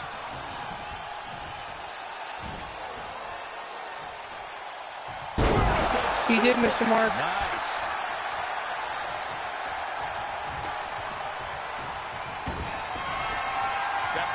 Tag him, Bret Hart. Don't let him make the tag, damn it. We're going for the sharpshooter. Holy shit, is he going to submit this time? And there it is, folks. And new TWA World Tag Team Champions. Bret the Hitman Hart. And Team Christian Cool. Christian Hart. The Hart Foundation. That match was back and forth. That was a good ass match. Here are your winners. It was so good. Archer, come on back. I'll take one of the cut the cords for you. Hitman Hart, the Hart Foundation. Truly a huge win. All right, that sounds good to me. Or should I say, for the new champion. Take it away, Archer. Man, oh man, Christian Cool, what a match. That was a fantastic tag team matchup, and we have brand new TWA World Tag Team Champions, led by Team Christian Cool. Of course, the Ice Band, Christian Hart, the Undisputed King of the Archerverse, and now one half of the new TWA World Tag Team Champions. That was awesome. Now, we do have a dark match main event, which also includes the Iceman Christian Hart, but he is going to get a break.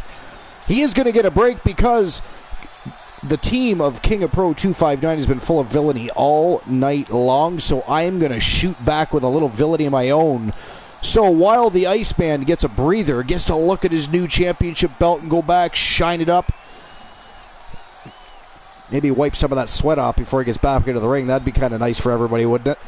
But we are going to see Archer taking on San Martino. It is Archer versus San Martino for with the TWA Heritage Championship on the line. And then we have our main event of the evening. But that is what we're doing next. That is the Karma for Team King of Pro's Villainy. He is being forced into Archer versus San Martino 4. And that is happening right now. And of course, I'll give everybody's payout for the last matchup here first. And Punisher's probably going to open the betting line, so I'll get them ready anyways. So give me a minute while I do that. I'll give you your payout first.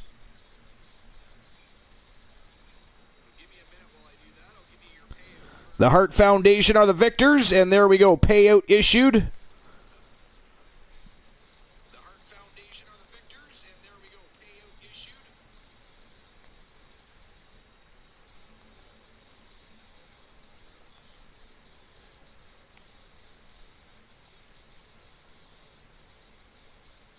All right, so let's get the next matchup underway. It is the co-dark match main event of the evening. And again, we're going back to TWA Showdown Arena. Whoops, it's not a tag team matchup though. It is a 1v1. Thank you very much.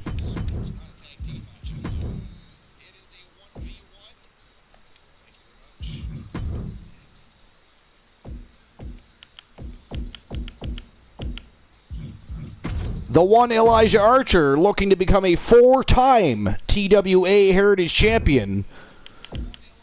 But he is going to have to beat the self-proclaimed savior of the Archerverse from Team King of Pro 259. He is Kevin San Martino. It is Archer versus San Martino 4 for the TWA Heritage Championship. And then we are off to the main dark match main event of the evening. And here we go. It is showtime and go time.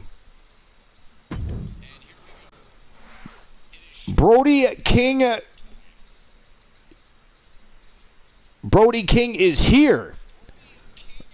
I've missed part of the conversation. Why exactly is it? Are we telling Kraken Skulls to leave somebody alone?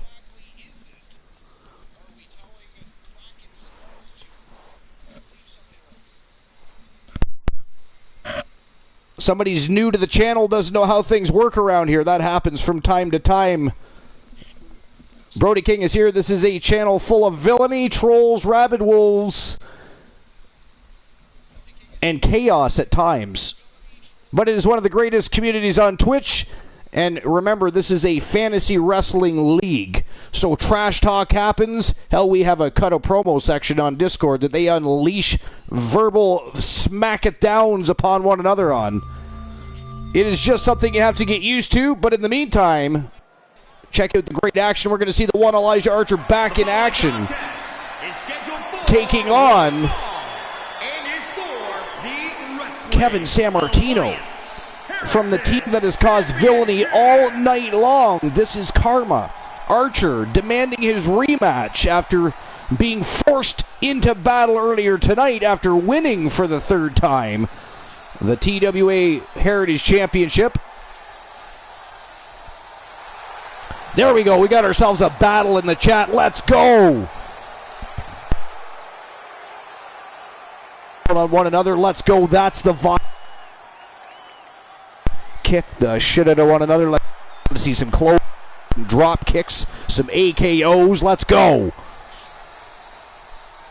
And in the meantime, the one Elijah Archer making his way back to the squared circle to face Kevin San Martino for the 4th time. And now the betting lines are open, so you can make your bet who you think is going to win the matchup. Will Elijah Archer regain the TWA Heritage Championship, or will Kevin San Martino reign supreme as a double champion, because he is also the TWA World Heavyweight Champion? Archer looking for some vengeance here, some redemption.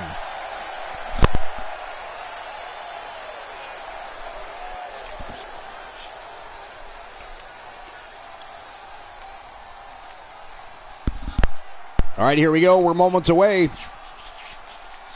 Here comes his opponent. And by the way, Joe Link, do you like the new Coalition logo? Yeah, now we're talking. I don't know if I asked you that already.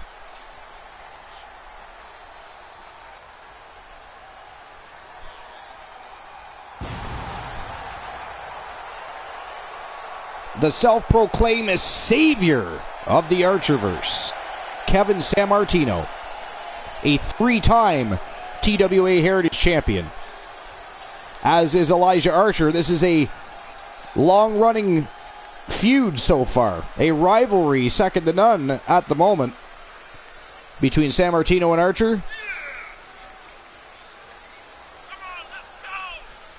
Archer looking to become a 4-time TWA Heritage Champion by defeating once again San Martino. Here tonight as the title is on the line. And title matches like this have a way of getting your blood. The only thing Martino beats is the dick in his pants. Yes, Brody King, don't forget to bet some money on the match. Put your Archerverse bucks where your mouth is, sir. As far as title defenses go, this is about as big as it gets. He needs to be on his game tonight. Glenola is finer than Frog's hair.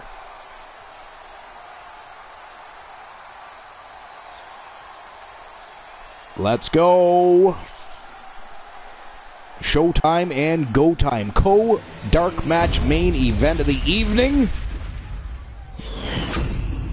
Right here at the Archerverse Wrestling Alliance. The challenger from Windsor, Ontario, Canada, weighing in It's put up or shut the fuck up. the one, Elijah Archer. Let's go. And introducing the champion from Authority Megacorp Headquarters, weighing in at 200. The Showboat. He should change his name to the Showboat. He is the Wrestling Alliance Heritage Champion, the Savior. I mean, as long as he doesn't start to whine like his team, like his camp. This title has been widely talked about and become many superstars. That's right, Kraken. Let's go. Let's have a little love for Archer. Kraken, what do you think of the new Coalition logo? I don't know if you've seen it. It's on his hat. You'll see it on the back of his shirt at some point.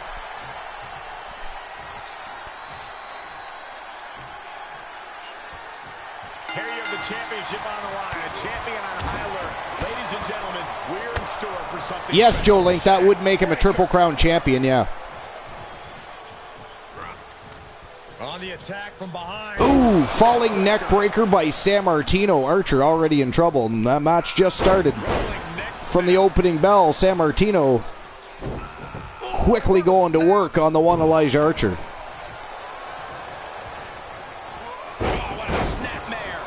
Perfectly executed. Oh, San Martino wasn't looking where he was going with that one. Completely missed the mark.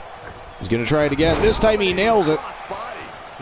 Springboard crossbody takes Archer out. He moves just in time. Nice float over. And a DDT lands San Martino right in the middle of the squared circle.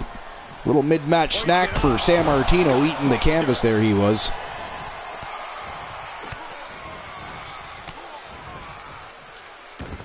And Archer giving them the beats here in the middle of the ring. Got him in a hammer lock. Looks he's going to put on a bit of an armbar here. Big double knee right to the kidneys, and San Martino's having a bit of a problem here now. Archer in full control. Oh, look at this. A variation of a crossface. But San Martino quickly fighting back. And that'll break things up. Team San Martino is King of Pro 259. He's been causing all kinds of villainy tonight. As has San Martino. Drop kick through the ropes. It's like a heat-seeking missile coming at you. And the explosion. Ooh, double foot stomp right to the midsection. Caught the boot that time though. And Archer with some ground and pound. The referee's got a count going. Nasty stop to finish it off.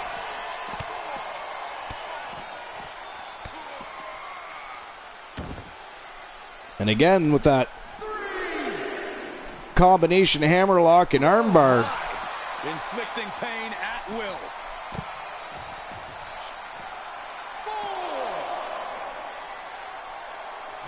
4. And I have returned. Welcome back, Woozy. Oh, look at this. Archer sending him for a ride, I think, here. Nope. San Martino fighting back. The champ getting put to the test. And Archer, why was he just standing there with San Martino? I have no idea. Guys, get the fuck back in the ring. There'll be a count out. Before the count runs out. Archer gets tossed back in the ring. Here we go. Action's back into the squared circle, and Archer with a big right hand. And a reverse DDT. Look at this. Here we go. The People's Moonsault, but he meets the knees of San Martino, and Archer's down again. Quickly back to his feet, though, and back in control. San Martino didn't move quick enough, did not capitalize on that situation fast enough. Ooh, a big body splash. And Archer's going to go upstairs. You're saying King of Pro songs. Whoa! Some hang time there. Why don't you bet? That was like Air Archer. But San Martino kicks out. Oh, he lands a moonsault. Archer on fire right now. Come on, San Martino.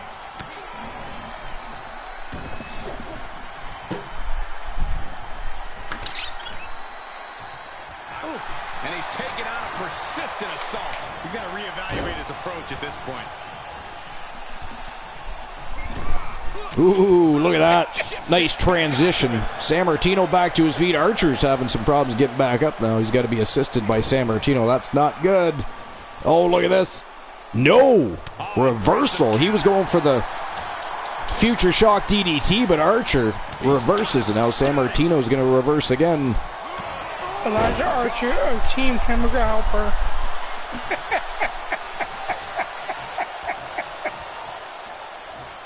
Team Hamburger Helper. That is not funny, Glenola. How dare you insult the face of the company? The great, the one, Elijah Archer. Gaslight.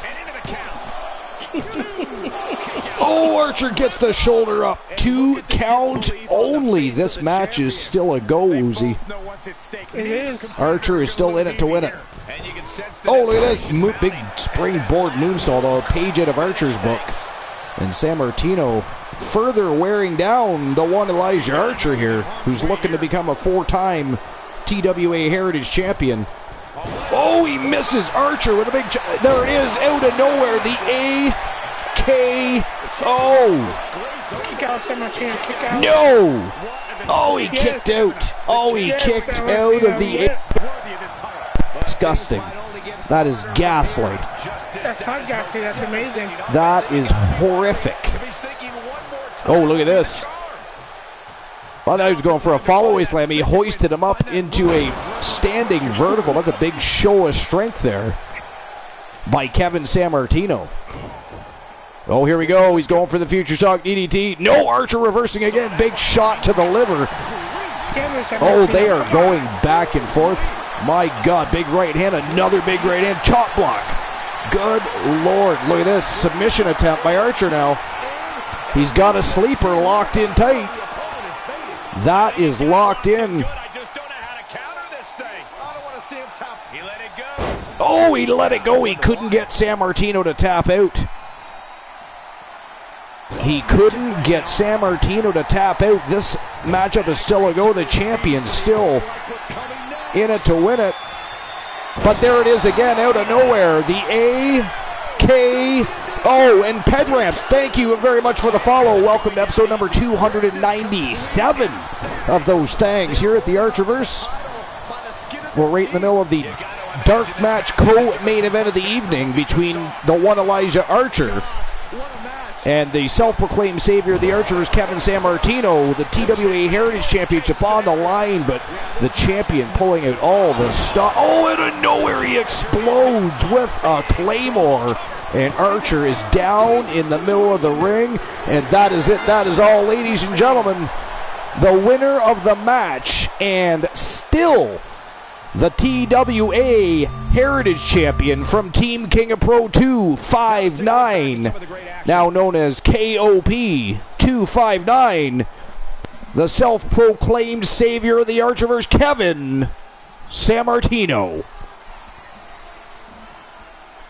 Man, I thought for sure Archer was going to get that one back. He did not. Wow. But that was a great match, though. I mean, if there's one thing that San Martino and Archer do, they put on instant classics. And now, San Martino up 1 over Archer. That was close. All right, I'll issue everybody's payout, and I'll get the betting lines open and ready for the next matchup and the final matchup of the evening here on episode number 297. And then, of course, we'll see each other tomorrow night.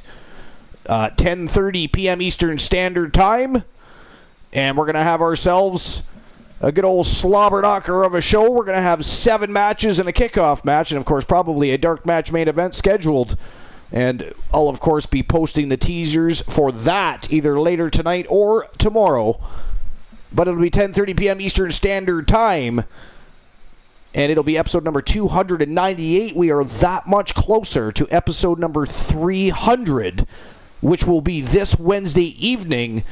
The Archerverse Wrestle Wars is going to hit the airwaves. It is going to be a party, electric. The vibes are going to be rocking and rolling. You don't want to miss it. It is going to be absolute fire. You're definitely going to want to hang on to your lug nuts that night, because it is definitely going to be time for an overhaul. It is going to be championship matches all night long. We are going to make sure that show goes off of that hook, and it's going to start with the King of the Archerverse Championship Tournament. The sign-up for that matchup is on Discord right now. The episode 300 King of the Archerverse Championship Gold Rush Tournament, and a sign-up for the 6-man elimination matchup for the Archerverse World Championship Tournament. Well, it's actually just a matchup, not a tournament, but against Stunning Marshall Omega. 1 person has signed up, which leaves 4 slots open, because the last slot, of course, belongs to Le Champion, Stunning Marshall Omega from Team The Ornery Knight. All right, here we go. Woozy, do you remember the people in this matchup? It was Tozawa, Christian Hart, Tables, and I think Brewer. And Kyle, so it was a fatal 4-way. Let's make it an elimination, shall we? I think Cole said TLC, if I'm not mistaken. Oh, he said TLC. All right, well then TLC it is. Let me go back and check. Yes, TLC match, Cool says. All right, TLC it is. And it is for the WCW World Heavyweight Championship, so we are going to take a trip to Thunder Arena.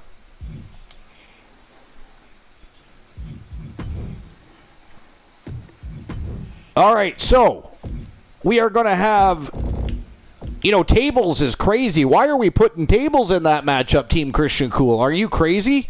Have you seen what Tables has done? His first week in the company, he took out Brock Lesnar and The Undertaker, won the then Archerverse Hardcore Championship, which is now, of course, the Unified Archerverse World Television Championship. Guy is amazing. Crazy. Christian Cool says, I am no punk bitch. He is trying to punk me out. All right. Tables it is. And then, of course, we don't want to forget Akira Tozawa. Kraken, no, Bomber is not even here tonight.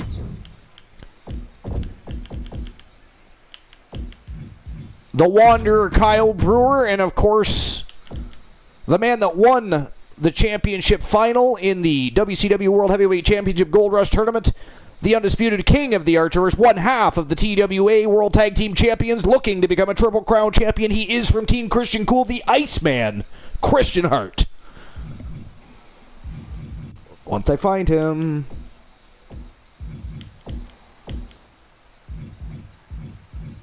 There we go. All right. And I'll get the champ.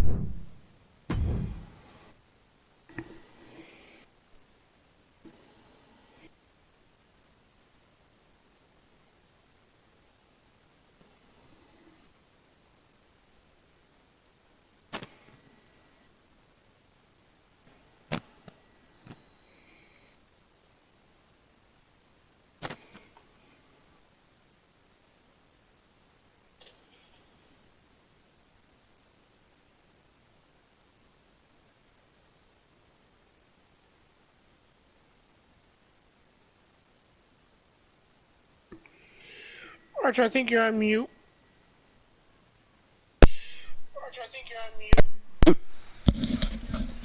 You were fading in and out. I was fading in and out? That's weird. Yeah. All right, so... One minute you're talking, the next minute you're silent. Strange. Okay, well, the betting lines are open. You have a little over 4 minutes to make your bets. Will Christian Hart regain his title? Yes or no?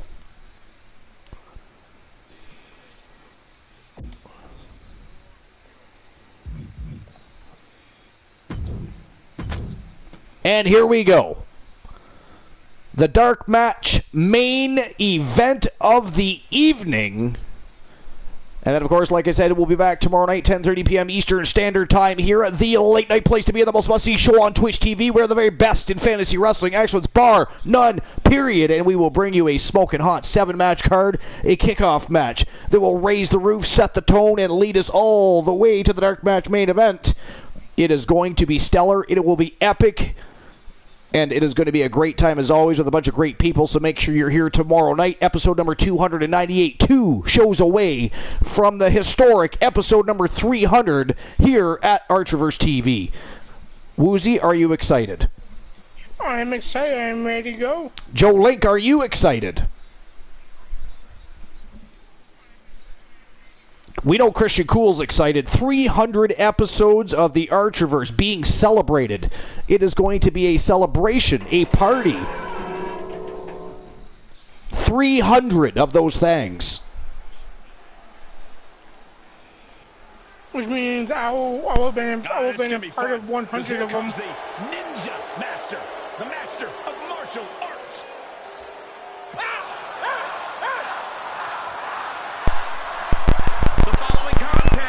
Is a fatal 4-way. Because I came in episode 100. Look at this. They're putting poor... Look at Team Christian Cool throwing poor Akira Tozawa to the wolves.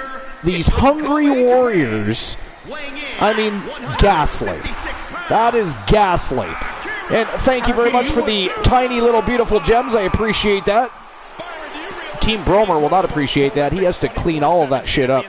When y'all drop those tiny little beautiful gems all over the place, makes it look like an episode of Twilight in here, and he has to clean it up. That's still a cool accomplishment. Bromer, sometimes referred to as Broomer. We don't mention that to him when he's here, but... Representing the order from parts unknown, weighing in at 249 pounds, the Wonder. But we are just about there. 300 episodes are almost upon us. And then, of course, the night after the big 300 celebration, episode number 301, we are going to be going live on YouTube for the first time in the Archerverse 3.0 with an episode of WCW Thursday Night Thunder. Start the 300s off with a bang. A lot of pressure on this superstar. Tonight's where he needs to prove that he's championship material.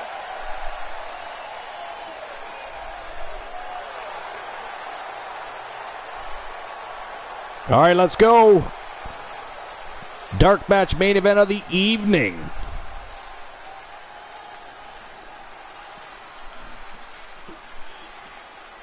And then we are going to invade Tony USP. So can somebody keep an eye out and make sure Tony's still streaming, because when we are done with our dark match main event, and by the way, here comes the unified Archerverse World Television Champion from Team The Blind Locksmith. He is simply known as the Hardcore Icon Tables.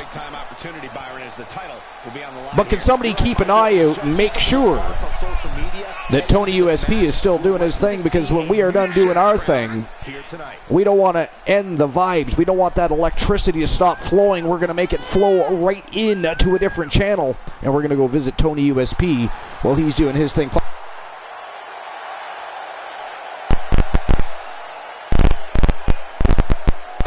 We're at Tony USP, twitch.tv / Look in his eyes, more than ready to become the standard bearer of this division.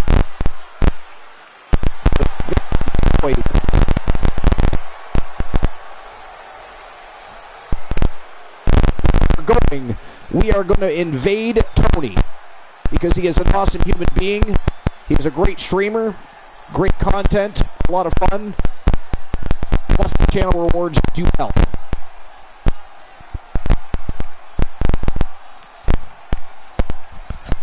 And Cole says there's a lot of static and interference. I don't think it's coming from my end. Representing the Heart Foundation. I was on mute and it was still doing that. Like, I can hear myself on the broadcast and it's not coming from my mic. He is the WCW. Like, I can hear myself on the broadcast and it's not coming from my mic. King Christian. So there might be static, but it's not from me. And don't be surprised if history is made here tonight. I know the champ has looked good as of late, but I'd say the opposition has looked just as good, if not better.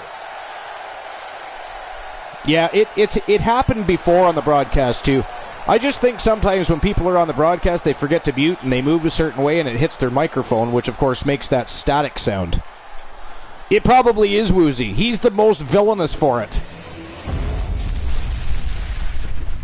Woozy likes to fuck with his microphone. He sometimes thinks it's a chicken nugget and gets confused. You have to forgive him. He is a drinker, don't forget. I mean, we try to, be lenient to these things. Guaranteed some car wrecks and some insanity, and this one is no exception. All right, here we go. Static X. Christian Cool says, I can see it. I almost eat my mic sometimes. Well, we know Carino Farmer probably would. And let the chaos begin. TLC matchup for the WCW World Heavyweight Championship. It is go time. Tables, ladders, and chairs match. You need to stay sane. Having a level head will help you find ways to keep yourself out of harm's way and areas of opportunity. Table's really battling hard out there to get that ladder in the ring. He really wants that ladder. For a man named Tables, right now he's obsessed with a ladder. He is. Although currently he's getting stopped into the floor by Akira Tozawa. Ooh, nice reversal by Tables though. And look at this, Brewer with a steel chair going to town on the Iceman, but the Iceman explodes with a big shoulder tackle.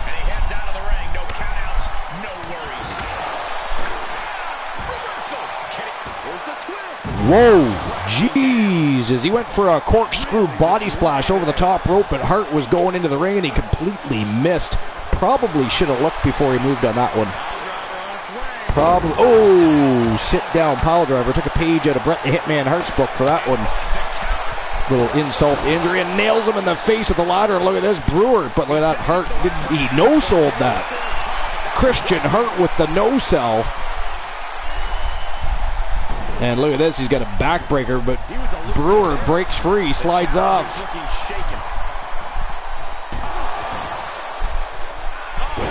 Nice reversal encounter by Kyle Brewer, and he goes up the ladder. He is chasing that title. He's got it in his hands, but here comes Christian Hart up the other side. Christian Hart pounding away at the midsection. We're going to have some fisticuffs atop the ladder here, folks. A brawl at the top of the mountain. Oh! Both men come crashing down. Empty-handed, I might add.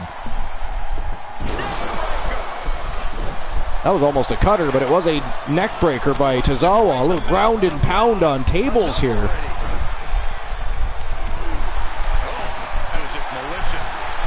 Kyle Brewer slugging away on... Oh, nice uppercut. Takes Christian Hart right out with a beautiful uppercut. Tables with a ladder again. The sound of this crowd is deafening, and he's asking for more. Tozawa picking Brewer back up in tables. He just wants that ladder. He wants that title. He wants to become a double champion, and that is not the way to do it. Showboating caught. Ooh, snake eyes. Tozawa makes him pay for it, and he eats the turnbuckle. Man, oh man, what a war. Did we lose Woozy, by the way? No, I'm here. Oh, you are here. Listening You're just listening. and enjoying the match. It is a good match. I mean, it's chaotic, but TLC Fatal 4-Way for the WCW World Heavyweight Championship, what would you expect? Nonetheless. Nope. Christian Hart nails Brewer right in the forehead with the ladder. Look at this, Tozawa standing tall. He's grabbing the ladder. Here comes Brewer, though. Wow, a Samoan driver. And now it is Kyle Brewer at the ladder. I think that's a little off the mark there, Brewer. I mean, you can give that. Oh, he nails Hart right in that forehead with it. He sets it up in the wrong spot again. Unless he was planning to fly off the top of that ladder, he wasn't reaching any title in that position. Look at this, tables with an onslaught of strikes against Christian Hart. And launches him over the top rope. Brewer and Tozawa going back where Tables wants in on that action. Like he is itching to punch somebody in the face. Brewer ragdolls Tozawa, and Table goes right after Brewer. Oh, shit. Super kicked him right in the friggin' ass. That was vicious. Talk about sticking your foot in somebody's ass and breaking it off. Whoa. Christian Hart with a military press slam. Busted open Tables. Is that the first time we've seen Tables busted open? I don't even know if we've ever seen Tables bleed before, but he is bleeding. That's the first time. That is the first time. Wow. Shiena. Welcome to episode number 297 here at the Archiverse. This is the dark match main event of the evening here at WCW Thunder Arena with the Iceman Christian Hart, the Wanderer Kyle Brewer. We have the Hardcore or Icon Tables, and of course the Japanese Buzzsaw, Akira Tozawa. Earlier tonight there was a tournament for the WCW World Heavyweight Championship. It was retained by the champion. However, somebody from the Army decided to redeem a channel reward, and they vacated the title. So this matchup is for either Christian Hart to regain the WCW title, or for one of those other fine gentlemen in the ring to win the championship. Well, Shiena, if you have a good time and you enjoy the show, make sure you slam and smash the shit out of that follow button. That way when we go live, you get a notification. And you can, of course, enjoy the show in its entirety with everybody else. But we appreciate you for being here. Thank you for being here and watching the show. We appreciate that.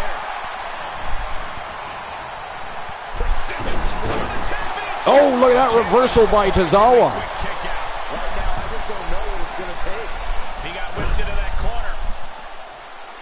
I am actually shocked at how well Akira Tozawa is doing in this match. I'll be perfectly honest. Oh, a big right hand. Christian Hart retaliating back, though. And look at this. Tables bringing in a second ladder. Tony's getting off. Oh, offline. I was going to say, what is he playing? It's the wrong channel for that, Christian. Cool. How dare you? But okay, I will find a different target. How dare he get off? And heavy hands to follow. Carefully placed stomp to the arm.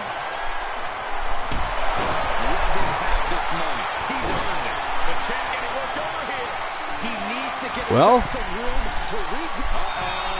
SJ Comp is streaming. You could always have a look and see what SJ Comp. Radcore! Yo, Radcore, can I please get a shout out for Radcore? Radcore accidentally raided the Archerverse during one of its reruns. Made me feel terrible. We even got some follows from some of his community, so we love the shit out of Radcore and his community. Thank you very much for the raid. We're just sorry we weren't live and we could enjoy your community when you come in. It would have been a lot of fun, as always. But welcome on in. Welcome to episode number 297. This is actually the dark match main event of the evening. Fatal 4-way TLC match for the WCW World Heavyweight Championship.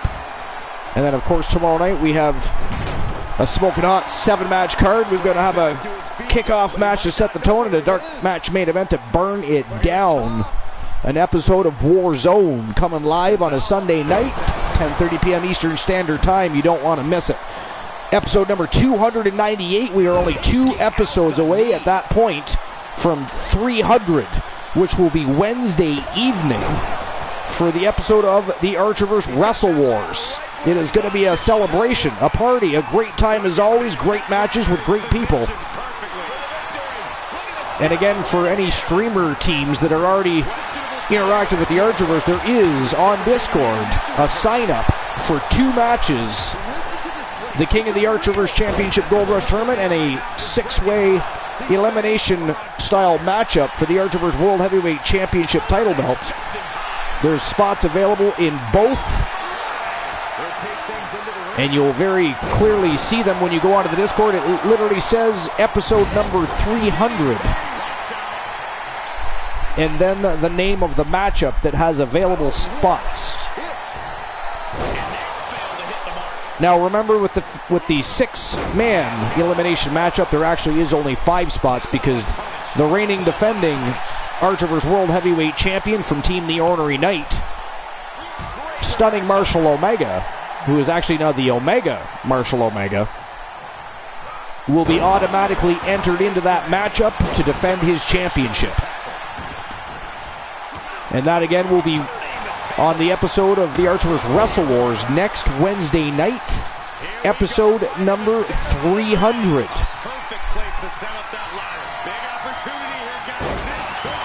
I don't know what Tables was thinking there. Hopped up the ladder right in front of Christian Hurt. I mean, did he really think that was going to fly? I don't think he was. Oh! Brutal short arm lariat there by Tables. And now Tables with some vicious ground and pound to the champion. Or technically former champion. Radcore says, wanted to stop in and show some love before I headed to bed. Also, thank you for sharing your community with me the other day. We will stop by as often as we can, Radcore. We appreciate it. We're happy to be welcomed in with warm welcome and open arms to your community. We had a good time. We'll definitely be back, and we're glad that you enjoy your time here. And you're definitely, you and your entire community are welcome here. You have a key to the kingdom. You are part of the Fam Jam. No invites required here. We appreciate you very much. We do appreciate you. Oh, Tozawa. Look at this, guys. Here comes Brewer, though, and Tables. But Tozawa with the championship in his hands. Could you imagine if Akira Tozawa managed to pull this off? I would literally go ballistic.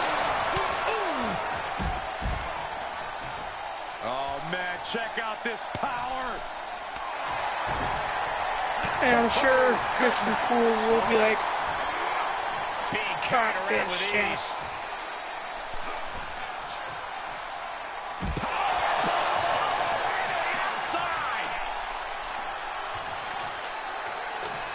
But he's still got to climb the ladder. That's the only way. Oh, Brewer is standing alone in the ring. Look at this. He is on top of the ladder. He's got the championship in hand. Oh, look at this. Look at this. He did it. He did it. ladies and gentlemen, the winner of the match and new WCW World Heavyweight Champion from Team Bromer. He is the Wanderer, Kyle Brewer. Wow, that is awesome. Now, much to the dismay of Christian Cool, of course, because he would have liked to regain that championship title belt. But Team Bromer and the Wanderer Kyle Brewer now the reigning defending WCW World Heavyweight Champion. What a night, what a match. Wow, somebody actually pulled out of the raid there. Did you see that? Somebody should be banned. Change the invasion. Change the invasion? Yeah. Why, SJ Comp's not streaming? Yeah, Cool said, hey buddy, change the invasion. Oh, did you, are we going to Eddie Fuerte?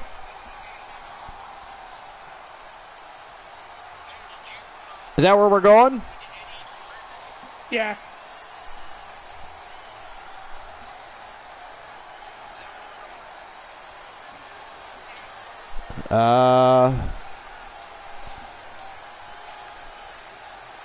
Fuerte.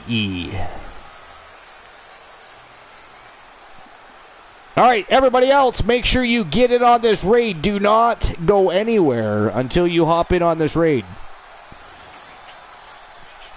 There we go. I see 15 viewers in there. Let's get some more. Let's go. Do not be lazy. But we'll see each other tomorrow night, 10:30 p.m. Eastern Standard Time, for another episode of the Archerverse TV with some more elite-level professional wrestling action. The very best in fantasy wrestling excellence, the Archerverse Wrestling Alliance. A kickoff match to set the tone, a 7-match smoking hot card, and a dark match main event that will burn down the house. We'll see you tomorrow night. Thank you for being here. Let's go visit Eddie Fuerte. And anybody else, I see 23 and have 15 in the raid. Don't make me come back for you or I will ban you. It is go time, invasion time. Let's go. Good night, everyone. See you guys all tomorrow.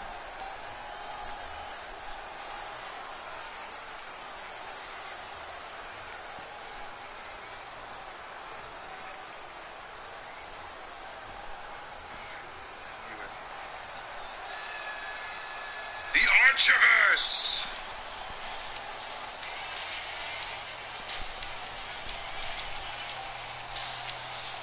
Archer Army raid! Archer Army raid!